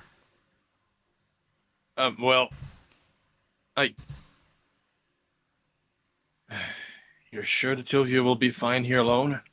Oh, we'll be great. Don't worry about us. Theo inspects Ollie for a moment, the quizzical smile spreading across his face. You know, I am actually not worried at all. I doubt it. You are amazing with her. Ollie stuffs his claws in his pockets and shuffles his feet. Oh, people tend to like me. I don't know why. Well, that explains why I like you then. Not beating the grandpa allegations. Definitely not beating the grandpa allegations there. Okay, Grandpa, let's get you to bed. My stomach growls loudly. Maybe we eat first, I suggest, smiling sheepishly. I'm starving and I don't want to make Mrs. Robinson cook for us all as well. Right. Theo's face falls somewhat. Yes, I think it's time. With one final wave to Ollie and Rofi, the dog is so focused he barely even registers our leaving, Theo and I head for the door. Oh no! No! Why are you here? Leo? That was your name, yes? I turn, surprised to see Tom standing stiffly at the base of the stairwell. I hadn't heard him come downstairs at all. Yes, that's me. May I speak with you for just a moment? What's with the politeness? Why bother now after being such a huge D-bag all the morning? You want me to wait for you too? If you don't mind, I won't be long. He nods, clearly a bit nervous, but settles in near the front door with his phone. Tom beckons me forward and I follow him partially up the stairs until Theo and most of the living room is out of sight. I'll get right to the point. You seem like a nice kid, so I want to give you a little warning. Okay. How long have you known Theodore? I can feel my hackles rising in his question, but I keep my voice calm and even. A few months. Why? To be fair, I hadn't really gotten to know him until this week, but I didn't feel like telling him that. I didn't like the tone of his voice one bit. So, not so long at all then. Let me tell you something, kiddo. Don't call me kiddo. Who does he think he is? A freaking man in a wall from Warframe? He knew him? What? I called it. I freaking called it. I knew it! I freaking called it. So Tom must be a close relative of his father. I've known the boy since he was in diapers. And ever since then, he's been an arrogant, insufferable little shit. Shut your mouth. I feel my claws extend and I ball my fist to keep them from showing. Punch him in the face, why don't you? Always high on something. Always playing hooky. Bullshit! Bull crap. Always causing trouble for his elders and betters. No. No. His parents were like that too. Okay, his dad. No. His dad. Parents, yeah. His dad, I can agree with. Maybe not his mom. Pride and too little respect. Well, pride goeth before a fall. And a rotten apple doesn't fall far. You know, he worried that aunt is dead. Poor thing. She was the only decent member of that family. Honestly, I can agree with that. A red-hot spike of rage pierces right through my chest and my stomach coils like a viper. Take my word for it. People like him will change. Wrong! Bullshit. If that's how they grow up, that's how they stay. Nope. Shit. I've grown, and I basically I'm starting to change a lot more now. Same here. Same here. I am not like myself when I was a kid. I'm a completely different person now. Tom, what are you even saying? I don't know what kind of good Samaritan act he's putting on these days. I don't trust it for 1 second. He points a stubby finger at me like a barrel of a gun. You want that patched up your background I'm here. Or at least, watch your wallet. You scum-sucking piece of crap all! Leo, I gotta head out now. I'll meet you back at the house, alright? Theo's voice anchors me, reminds me why I'm here. It's not to argue with this craphead.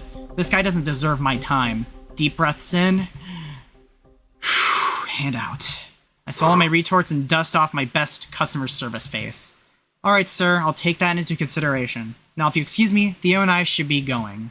His beady eyes somehow become even beadier, and suddenly I see the trap I almost stepped into. I had spent all morning catching Theo whenever he came close to blowing up with just a few obnoxious sentences. Tom had nearly pushed me over the edge. I remember Theo's words from earlier. That's exactly what he's waiting for.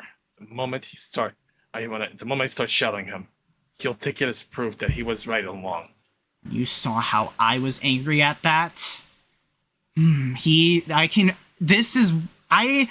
That literally, writers, that is, masterclass of writing. They made a character that I can hate so much, and literally oh my god. Devs, Oh Palm, my god. Palm, you did a wonderful job. Palm and everyone else, and everyone else, writers, tremendous work. I've had enough of this man. Yeah. Same here. Get out of my sight, Tom. I turn on my heel and out of our way. stride quickly down the stairs. I catch a surprised and concerned-looking Theo by the arm and direct him forcefully towards the front door. Let's go. It's almost a relief to be out in the snow again. Dawn had fully broken while we were inside, bringing welcome daylight and a sense of relief. I walk wordlessly through the drifts, grateful for the silence. Theo naturally passes me with his longer stride and then starts walking even faster. He must be eager to get home. I don't blame him for that, though he's really starting to leave me behind. I pick up my pace, eyes fixed on the back of his fuzzy head. By the time we reach the house, I'm practically jogging to keep up. He holds the door open silently and we both shuffle in. Theo dumps his coat and boots on, immediately heads for the kitchen, steps quickening even further. The moment he reaches the table, he collapses in that same noisy chair with a whoosh of his breath and buries his head in his paws. Even from across the room, I can see him shaking. Without a moment's hesitation, I find myself rushing over to him and laying a paw on his shoulder. His shivering doesn't even slow. Are you alright? I'm fine. He says slowly, voice muffled by his paws. I see visions of a younger Theo hunched over the same table. Just so glad we weren't too late. Me too. Honestly, I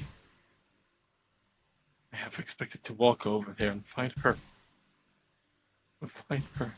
I nod and then remember he can't see me. Yeah. I'm surprised she stayed in there that long. I mean, what was she expecting? Honestly, I think she was going to let fate take its course. I think she was just waiting to die. Theo's words pierced my skin and arc through my veins like lightning. Sat in a cold house in a howling windstorm, just sitting and breathing until the breathing finally stops. Who am I to judge?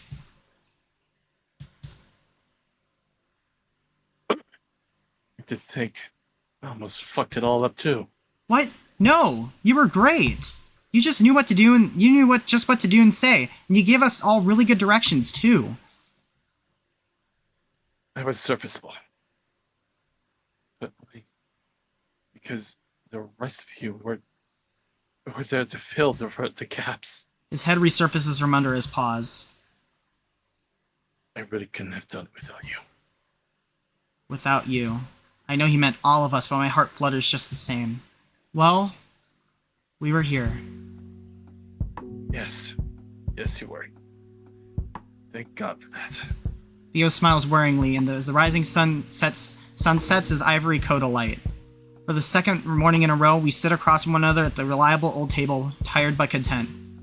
Can I get you a cup of tea or something?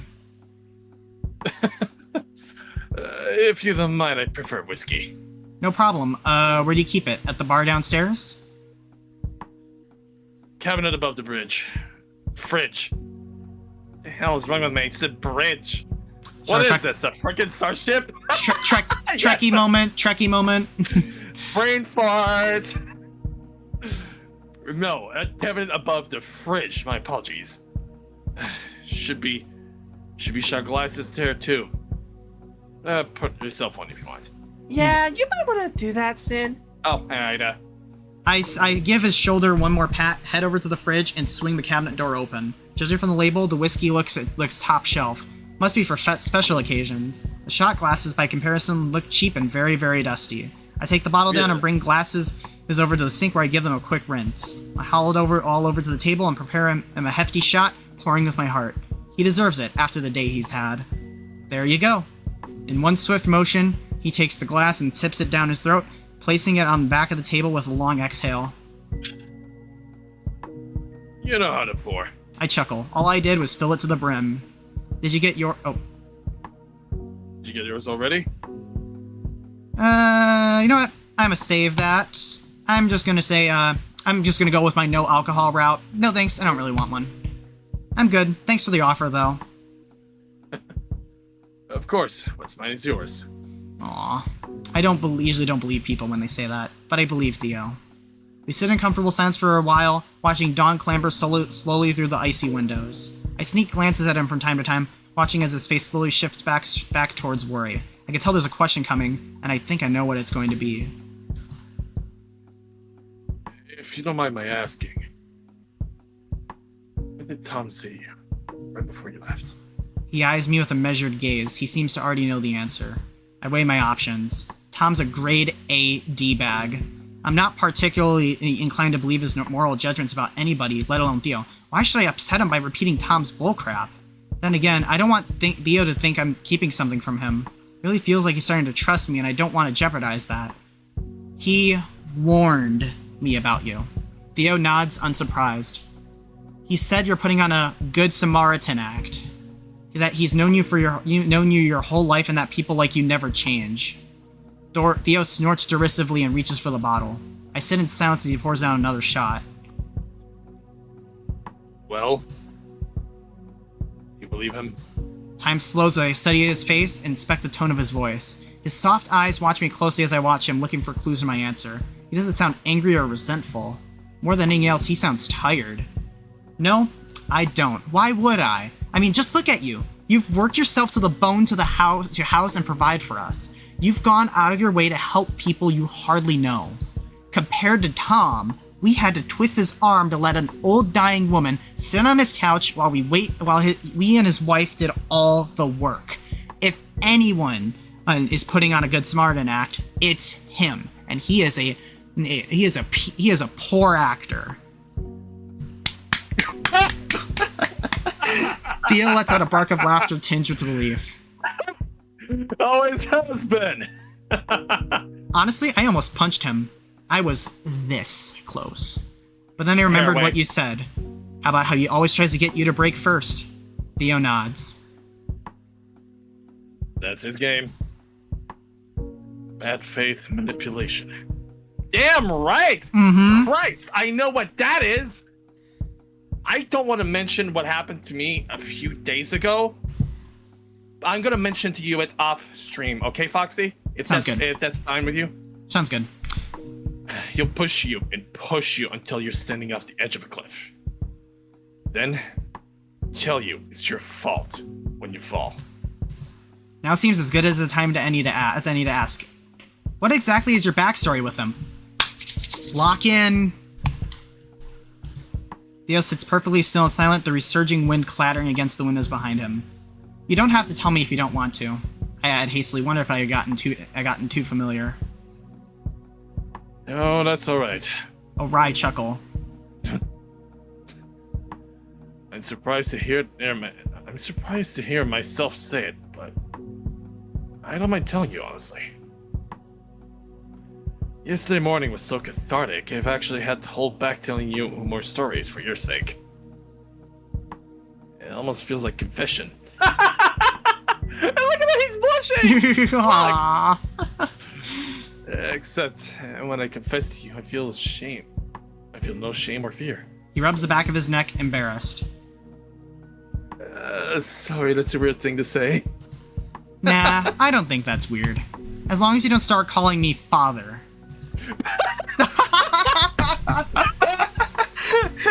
Theo guffaws. He guffaws. He's like, no, wait, let's go that. I promise you. He settles more deeply into chair and guffaw begins is. fiddling with the empty shot glass. That's what a guffaw is like. That's what it is. Yeah. Suffice to say, I made a lot of enemies growing. Oh my god. That's shockingly easy to do as a Catholic. And I was very especially disliked. Quite honestly, it's usually my fault. Theo stops mid-sentence, one of his ears flicking. I hear it too, voices from the living room coming this way. Theo glances apologetically at me and quickly moves to put the whiskey away. He manages to close the cabinet door just as Hunter and Artemis enter the room. Oh, morning you two. Back to smiles. Hey, that's same! That's new? Yeah, I think so. Maybe a new track, alright. Morning you two. Hunter sounds as chipper as ever despite all the excitement. Does anything faze him? Really? We really have to stop meeting like this? Artemis quips, heading straight for the fridge. I'm fucking starving and I don't know what to cook. I don't want to cook anything. Who wants a sandwich? Oh my god, Jeremy! I'm hungry. My stomach makes a brand new noise I've never heard before. I very desperately want a sandwich. Hey! Alright, then go nuts. Artemis drops a clawful of witch makings onto a table with a thick, meaty smack. You have to make your own sandwiches. I believe in you. Yeah, of course I was gonna make my own. Unless... It goes from behind like Ruffy!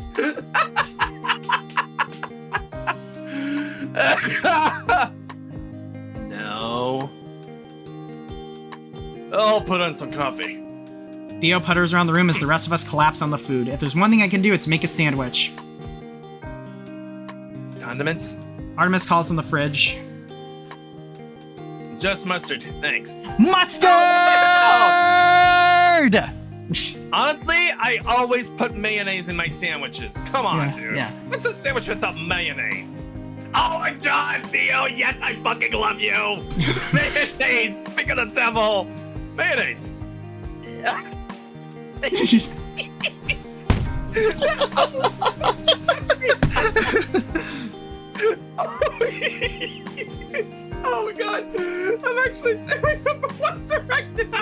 Alright. You're fine. Ew, really? Yes, really. Mayo is really delicious. Oh my god, he's like entree from freaking Spliced. But, Hunter, be very careful what you say next. Badmouth mayonnaise, and you don't get any mustard.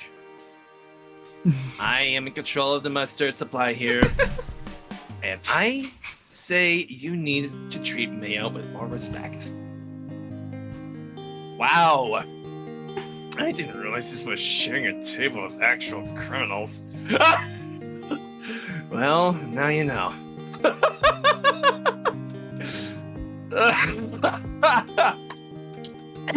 Leo, what's your opinion on the condiment of kings? Artemis waggles the mustard at me threateningly. Hunter scrunches up his face even further. Okay, I like mayo. I really like mayo. For me, I actually don't like mayonnaise. I don't really put condiments on my sandwiches. Nah, mayo is gross. You. Oh no, I think I just made a bunch of enemies. I think I just made a bunch. I think I made enemies. Heretic! You foul heretic! I think you've died. If there was a little text, I'm sure there would have been text up there saying, "Hey, Artemis and Theo did not like that." Yeah, Artemis and Theo will remember that. If this was a Telltale Games, like Yeah. Artemis and Theo did not like that. Let's go. I'm not the same one here. But I don't like mustard either, Hunter. So I eat mayonnaise and mustard as they condiments. look for my so sandwiches too. betrayed. Quit looking at me like that. I said what I said. Not even a shred of remorse. I suppose I can forgive you this time. Oh my god, my dad. It just gives me dad vibes there. Because my dad always tells a certain joke of next time you will be shot, but next time you will. Yeah. Dot, dot, dot. Artie. It's a joke, though. Artie. Oh my god, if Brent were here, he would have loved saying this. He would have so went full on line as saying, whatever. Common of Kings is not fit for peasants after all. Whoa. Hey! Who are you calling a peasant? I'll give you 2 guesses.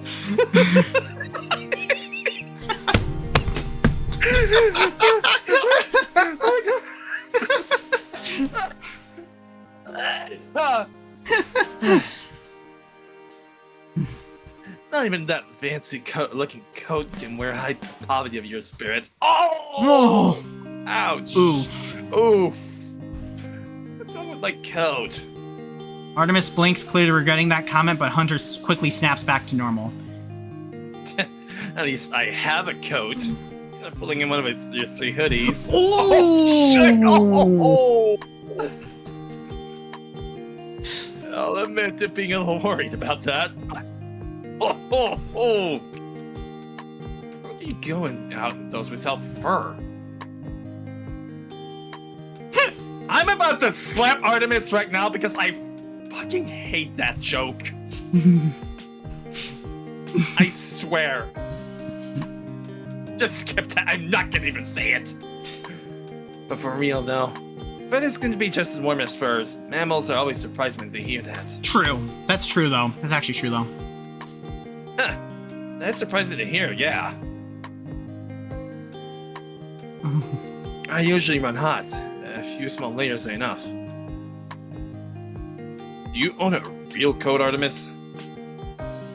No? Well, I suppose it's better than nothing. Theo's phone vibrates loudly on the table and he snatches it up. Tom? No, thank God. It's solid, just giving me an update. Things seems to have stabilized nicely. Tom's the guy at number 30? Yep, him and Beth, his wife. I didn't get much of a look after, either.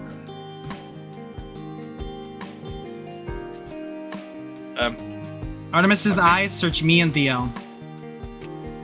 Are they even good people? An easy answer springs to mind, but I wait for Theo to answer first. The fox sighs, putting down his phone and rubbing his eyes. A muffled laugh escapes from behind his paws. That is a difficult question. I thought it might be. Tom sucks. I just couldn't say quiet. Yeah, Tom does suck. I had never liked him. You've known him for a while? He and my parents went to the same church. Oh. I knew it. You were right. right. My father and him would always talk after. Yep. Both were business partners. I fucking knew it.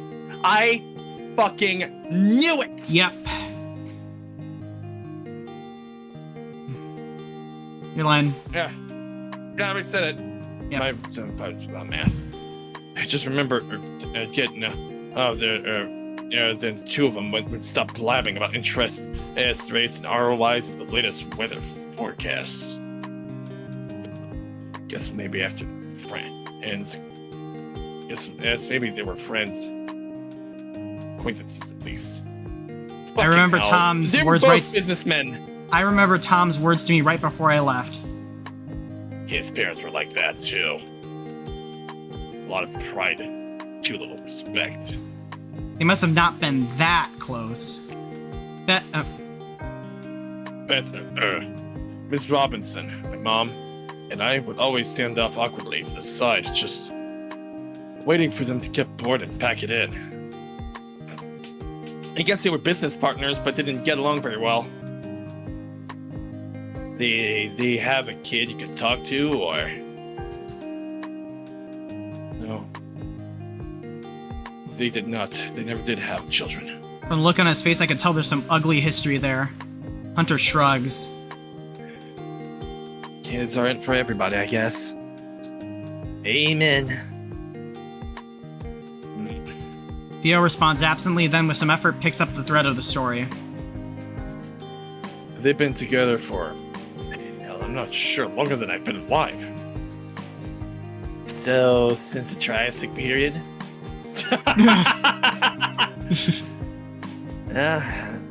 Not quite as long now.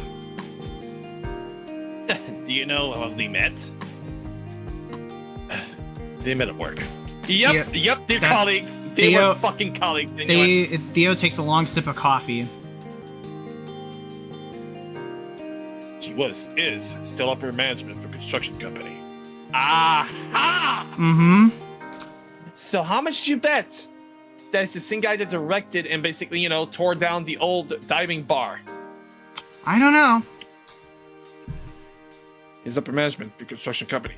She was his secretary. Oh, scandalous. Artemis's voice is perfectly flat. The voice of someone desperately trying to reserve judgment. I don't know the full story, but I know when he proposed, she said yes and became a full-time housewife. He's never stopped treating her like his secretary. That makes perfect sense given what I had seen. He talks to her like an employee in her own house. I feel my claws extending again and cram them into my pockets. I see. Artemis's voice could cut glass and corrode steel. He seems like the problem. Indeed. He is. Theo turns to me. The way that she behaved today, she's always like that. Dead silent whenever Tom's around. The kitchen table falls into a similar silence. Artemis looks like he's planning a murder. I can see him weighing the odds. Hunter's a million... Brent will still... I'm gonna say straight up, at this point, I so think that Artemis is so Brent and Lanius right now. I just so see it in his fucking eyes. Oh my god. Hunter is a million miles away. It's a shame that Brent isn't here because he absolutely would have loved placing Artemis in this part. Oh, Hunter is a million miles away, deep in inscrutable thought. So, how sad is the situation? Do you think she wants to leave but can't? Honestly, Artemis, I have no idea. She won't even talk to me. I have a bit of a spotty history with that. Oh? Oh yeah? Care to elaborate? Theo glances at me and I understand his unspoken message. Not now. I'd rather not. Fair enough. No pressure. Artemis also looks over at me, clearly having noticed our exchange. Suffice to say, I was a different person back then. Theo fiddles with the handle of his mug, not making eye contact. Worse. I was a worse person. Artemis nods in understanding. Gotcha. He graciously changes the subject. What about the old sheep? What was her name? Diana? Yes, Diana, the indomitable battle axe herself. Is she a clawful? 2 clawfuls at least. And that's on a good day. Sounds like you handled her pretty well then. I'm actually starting to get a bit winded by switching voices all the time. I'm gonna stay with Theo and Artemis. You can use Hunter. Okay, alright, that sounds good. Hunter And also, Theo. just to remember that, thank you, Ollie. Hunter returns to the conversation with his usual smile. Which honestly amazed me.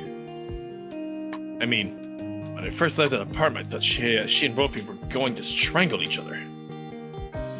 I didn't expect them to behave half ready by the time we got back. But Ollie, he was incredible with her. I have never seen her warm up to someone so quickly. They were even cracking jokes at each other. Together. That's my boy. Artemis says, proudly puffing out his chest. Old people love him for some unknown reason. That's what he said too. So, Diana?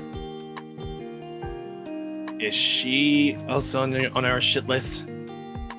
No. She doesn't quite make the shit list. I like her quite a bit more. Way more than I like Tom, honestly. She's loud, rude, generally difficult to be around. Oh. But at least you know where you stand with her. She's never minced words. She's never suffered fools. I don't know why I'm having trouble breathing all of a sudden. I'm worried. She just happens to have a very liberal definition of the word fool. Gee, sounds like some prosecutor we all know and love. And actually, 2 geez. prosecutors. Although I think one more uses it more than the others. Unusual of whoever is bothering her at the moment. Yeah, Francisca, where is she at? She's living in an apartment for decades. A real fixture of the neighborhood. Just her? Yes, just her. I think I know why I'm so winded all of a sudden. She has a daughter who lives overseas. When I gather, they aren't speaking terms. Another frosty, distant family. The world is full of them. You know what? I think I'll tell you the background in detail if you're all interested. Yes, please. Sure. I nod. Theo arranges himself in his squeaking chair, clearly excited to tell the story. Hang on a minute, I need to breathe a little bit. I'm having trouble breathing there. I don't know what's going on. What the hell? As a kid, she was a pain in the ass. Another grumpy old fossil, so only passion who hates things. I had always respected her, though. She never let me say anything bad about her. Not a clue not without lecture. That's the only reason why I left her alone, really.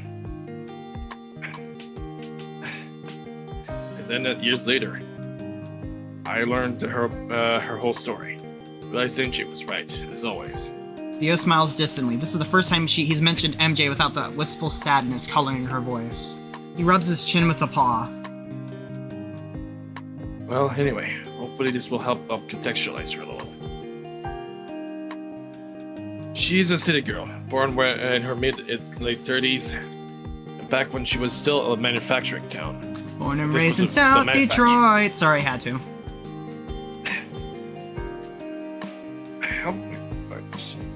Hang on a minute. Though it's hard to imagine what that now. Her father owned one of the largest factories in the area.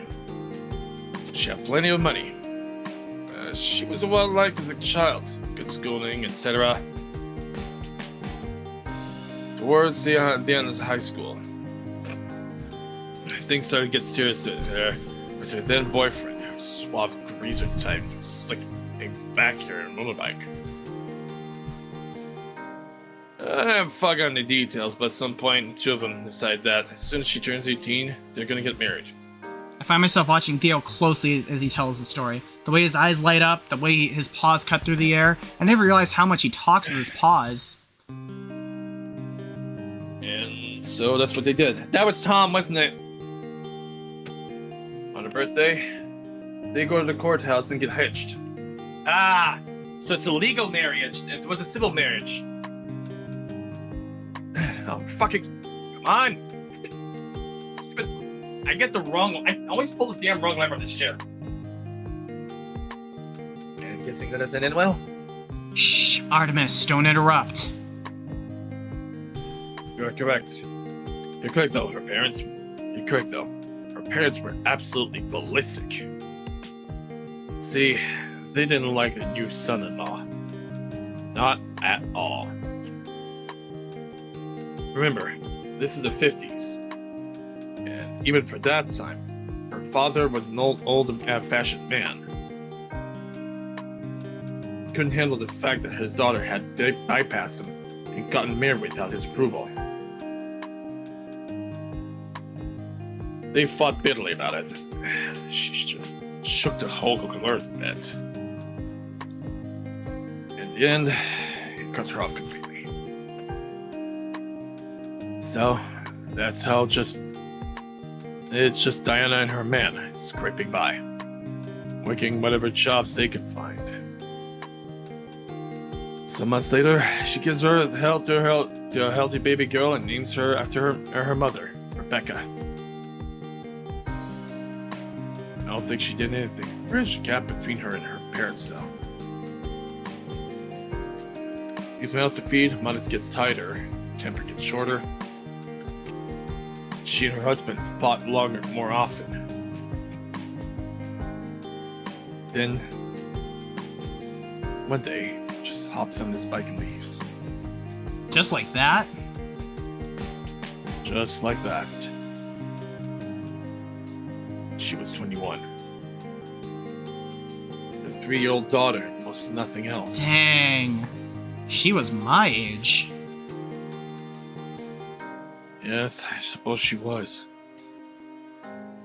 Still, what did she do? Whatever she could. Begged favors from her friends for food, clothes, babysitting. Slept couches, dug through dumpsters, worked mornings, worked evenings. Sometimes they worked nights. First few years were hell. She once went to her parents for help. Eventually, her luck turns. She lands a job as a saleswoman for a big cosmetics company. And her career really took off from there. Why am I so lightheaded, dizzy, and winded all of a sudden? Soon, she's traveling over the country. Clients, building up her contacts list. She was a saleswoman? That surprises me given her sour demeanor. Theo's eyes twinkle. Difficult to believe, huh? I mean, she's so rude. Well, I don't know if she was always as bad as she is now. But again, that's what getting old does to you, so...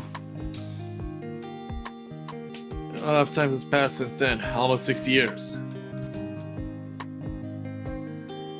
Also, she was gorgeous back in the day, a real bombshell. I bet that... I bet that helped.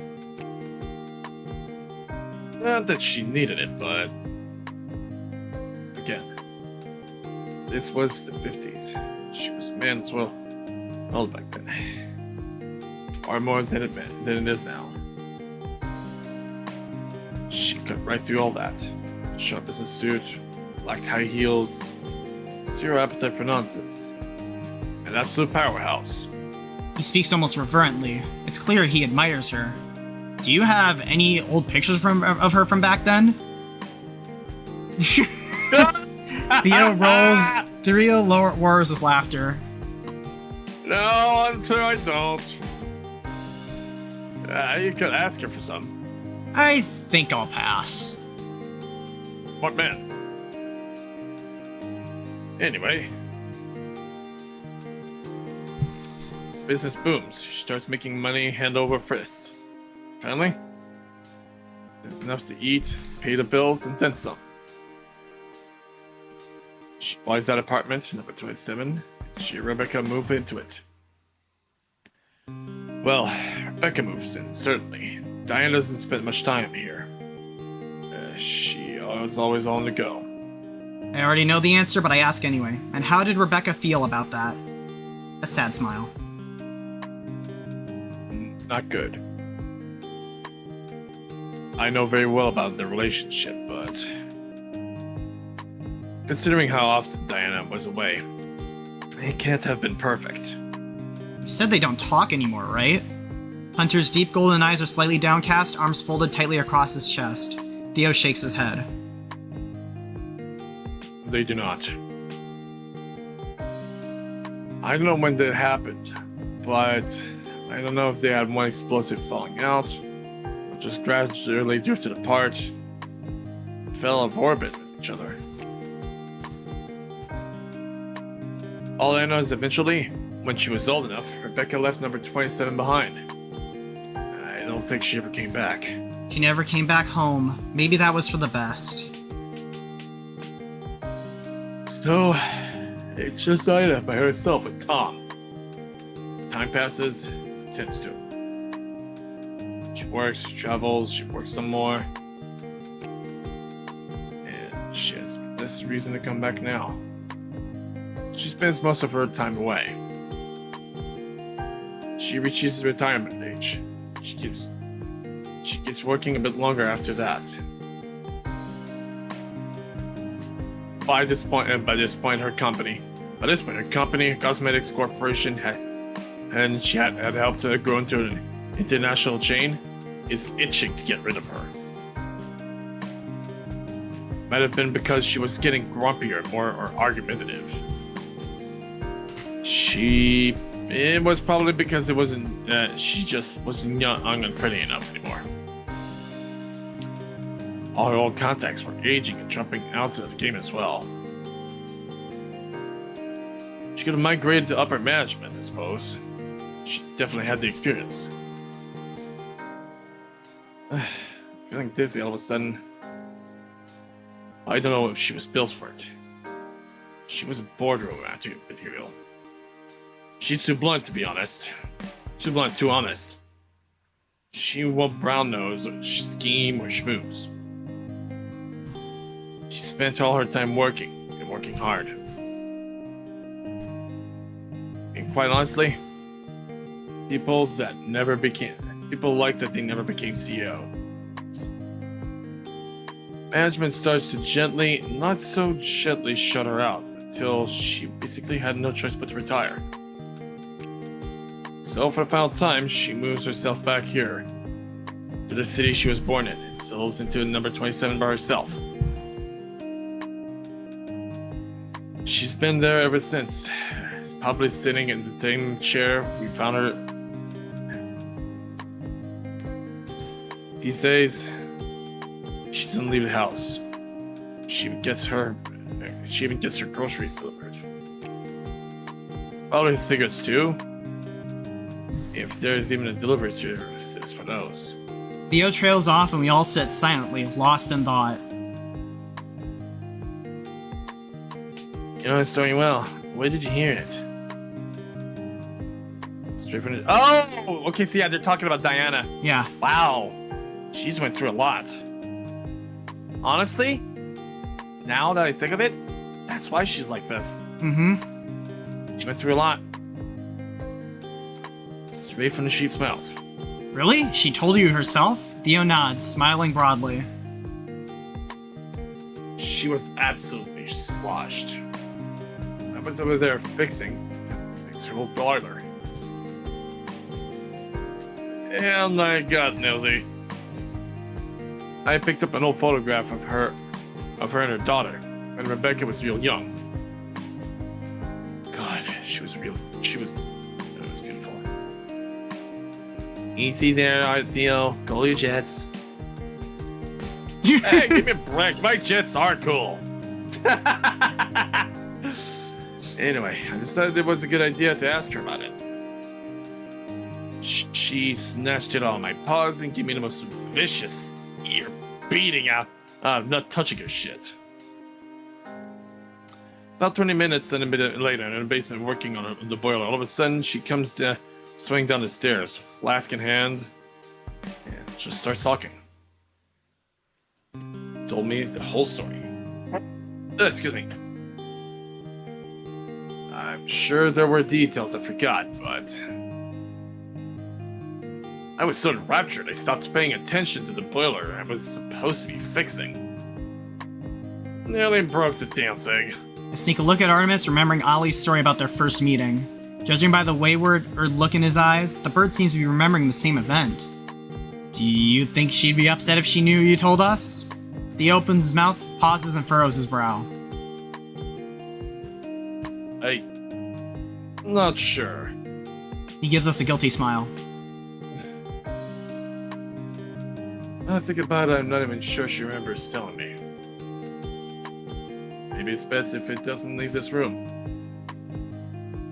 No problem. Time passes. Time passes as it tends to. The sun makes its way across the leaden sky, the only object in the snowbound city still in motion. And after only a scant few hours of daylight, it vanishes. Time is strange in the storm. It expands and contracts at will, hours slipping away like shadows as all the minutes crawl by. Night finds me and Theo curled up comfortably in the living room. Theo's nose is buried in a book, the rustling of its turning pages the only sound besides the fire. I was admittedly not reading a book. I was enjoying some mindless scrolling time and feeling only mildly about it.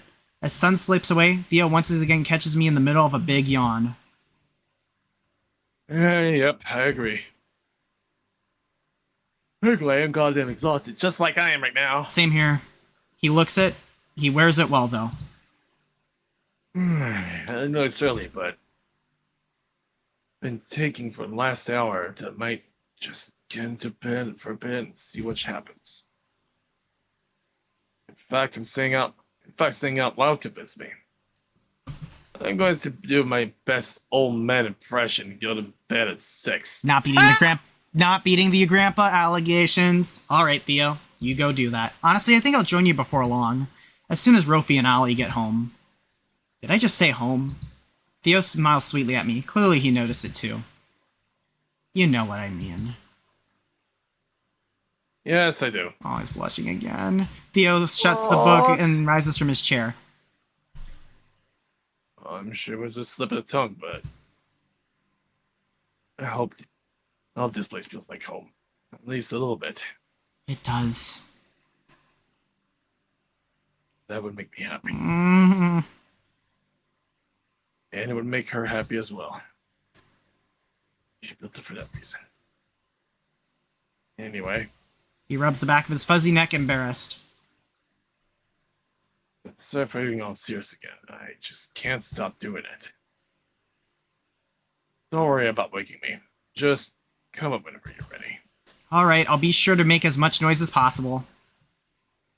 Good. Now, if you'll excuse me, I must prepare my nap app for an indeterminate length. Godspeed.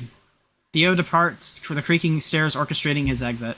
I'm not sure how long I wait. I may even have closed my eyes once or twice. It's hard to say. Eventually, they return. I pull myself out of my cozy armchair and head over to greet them. Hey guys, welcome back. Oh, hi Leo. Hey. They look and sound absolutely exhausted. Everything sorted and settled? Can we put this whole mess behind us? No. Ollie says flatly, his voice entirely monotone. I might go back tomorrow or the day after. Probably tomorrow. just to check her sugar and make sure she's taking her medicine, which she definitely won't be. And I promised I'd come back too. You don't seem excited about that. Rofi shakes his head. Ollie, it seemed like the two of you were getting along back there. He shrugs. She's kind of tiring. She's extremely tiring. She won't listen to me at all, and she talks crap constantly. Rofi stops himself and takes a deep breath. It's fine. I'm just ready to go to bed. Same. For what it's worth, I think you two did an admirable job. I shuffle my paws on the carpet. I'm sorry for volunteering, everyone. I know I should have asked first, but... Don't be silly. Rofi cuts me off. This is what I do, after all. This is what I'm trained for. He sways, his eyes drifting closed. New character. Look at that. It's new characters. Oh, no, this one was used before. And I am literally about to fall asleep standing up. Okay, bedtime. Let me walk to your room. I wish I could sleep forever. Rofi mumbles as the two of them mount the first few stairs. Good night, Leo. Night, you two. Let's hope tomorrow is normal. Whatever that means. We'll see. Alone again. We all seem to have split off, most of us to bed. Maybe I should do the same. No sense in delaying it. I'll have to sleep sometime. Rofi and Ollie's doors are already shut tight, with only the faint lighting shining from underneath Ollie's. The tiredness doesn't surprise me, really. We did so much today, and we started so early in the morning. For the second day in a row, standing silently in a dark hallway, the realization washes over me. We saved a woman's life today. She's alive and breathing because of us. Pride buoys up within me, an emotion I haven't felt in a long, long time.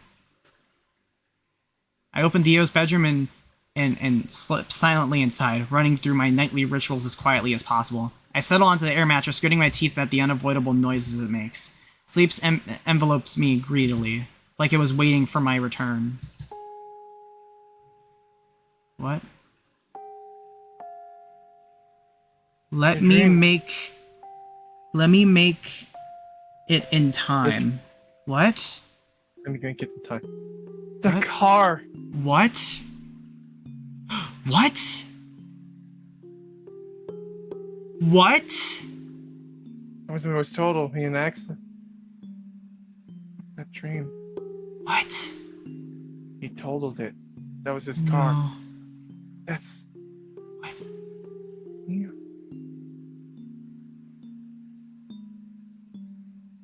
Oh no. There's still time. Wait. That's a duck. That's a yin. What the? Wait a minute. Continue. Am I gonna make a decision? What? Oh no. The Bible. There's a Bible there. Bed and everything. What? Her hands. I wake again. I feel nothing within and nothing without, saving the telltale stinging of my weary eyes. In the end, the tears prevail. They always do. A small gap in the caked snow and ice reveals a watery full moon, the only source of light in this dark, timeless space. There is magic here. A profound magic ushered in on the moon's breath that strips away the pretense and reveals the world anew. In this place, there is no fear, no shame, no hesitation. The starlight has washed it all away.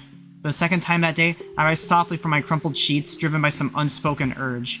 This time, he is there. That's the window I saw in the preview! Couldn't sleep either, huh? His voice is low, husky, cracked from hours of silence. My own voice breaks. I clear my throat.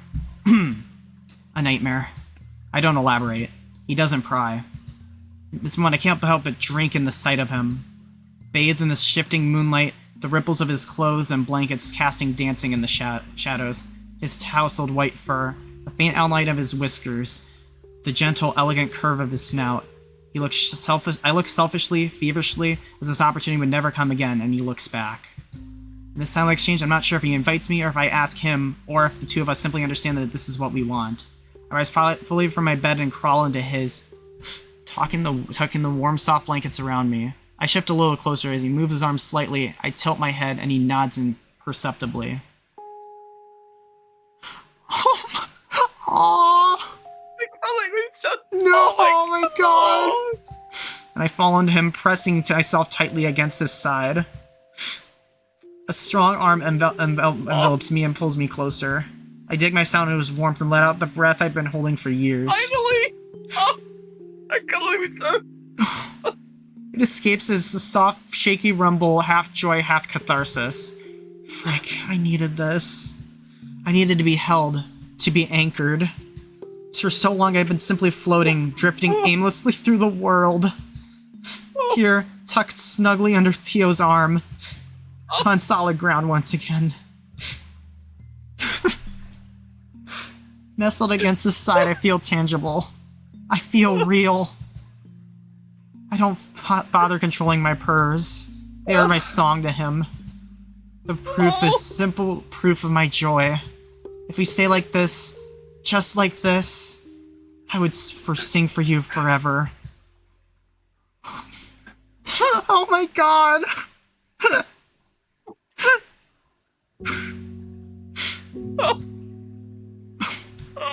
Oh my god! Finally cuddled. I'm not gonna say why that one made me, but if you know, if a certain friend of mine is watching, you know what I'm talking about. That was beautiful. Sick of lines of text, but now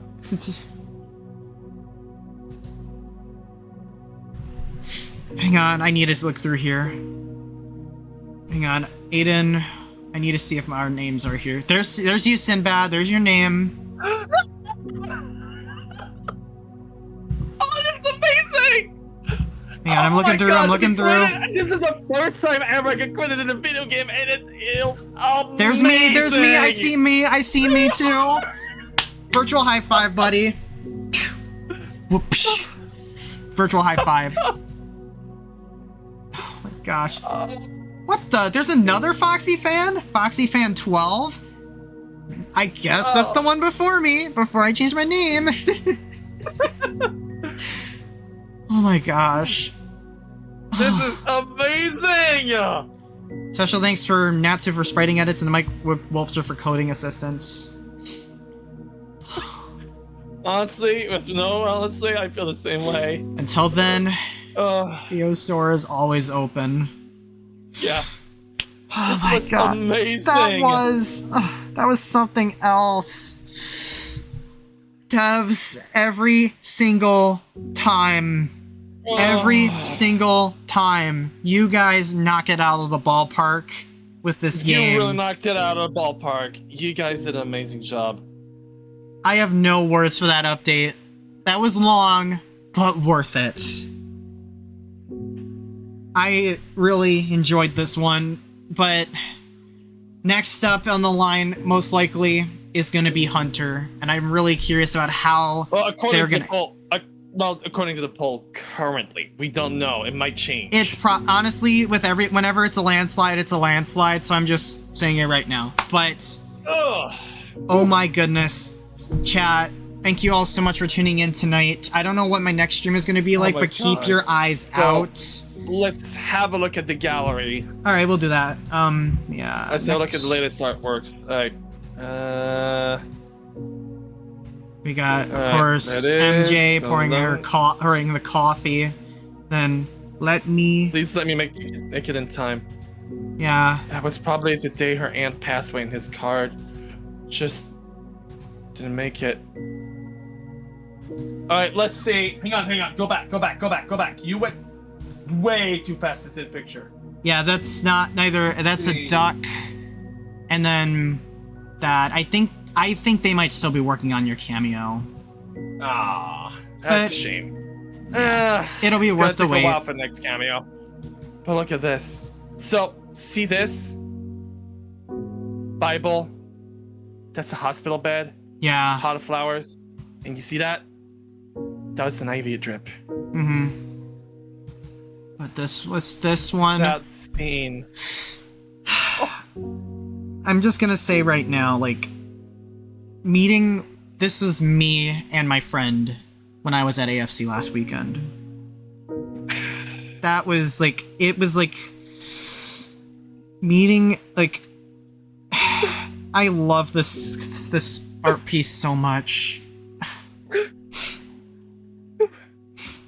It's something I wish I could get to re-experience again on my end, and I miss it so much. Same. I really just need. I'm possibly gonna be able to experience that an entire weekend next month. Believe me when I say it. I miss physical pre-convention so much. But yeah, this game again. 8 years for me without a physical pre-convention. Yeah, but honestly, this update. I have virality though. But believe me, it's given me the same experience. Virality gave me the same experience as I had experienced in Butterfur, but even better because I felt so many emotions. It was overwhelming good. This game as well. Devs, once again, thank you for your hard work for making this game. I have no words, and I cannot wait to see what comes next. This is like... But until then, we'll be back. Theo, Hunter, Rofi, Artemis, Ollie, Leo. We're gonna be waiting for you all. We'll be back soon. Until then, ladies and gentlemen, thank you all so much for watching tonight. I don't know what's gonna be like for next week, but until then, let's find someone to raid and send out and close this night. Close this night for good. Let's see. I have a few I could recommend. Who is live right now? I am thinking... Let's see. Canadian Dragon, Dakota Wolves, Bubbles. Oh! And Starbean's live. Starbean's live. Starbean's live. Let's go raid Starbean. I haven't gotten to raid Starbean in a minute. Actor the Bus as well. Actor the Bus also is live as well. He's streaming VR chat as well. Yeah, let's read. Let's just. I'm gonna raid Starwing. I'm gonna raid him. Yeah, Starwing. I missed that bean. /raid Starwing 71. All right, ready up, Raiders. Thank you all so much for tuning in tonight. We'll be back soon. I don't know what's the next step on the agenda, but we will see for ourselves soon. Thank you all. Appreciate you all so much. And remember, if you have a comfort, remember this game.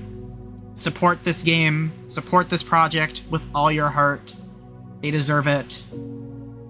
I enjoyed this one. Till then, this is DJ Foxy. Have yourself a darn good night, you beautiful people. Bye-bye. One tribe forever.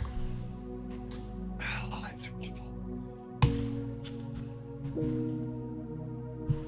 I'm outside. I got knocked outside.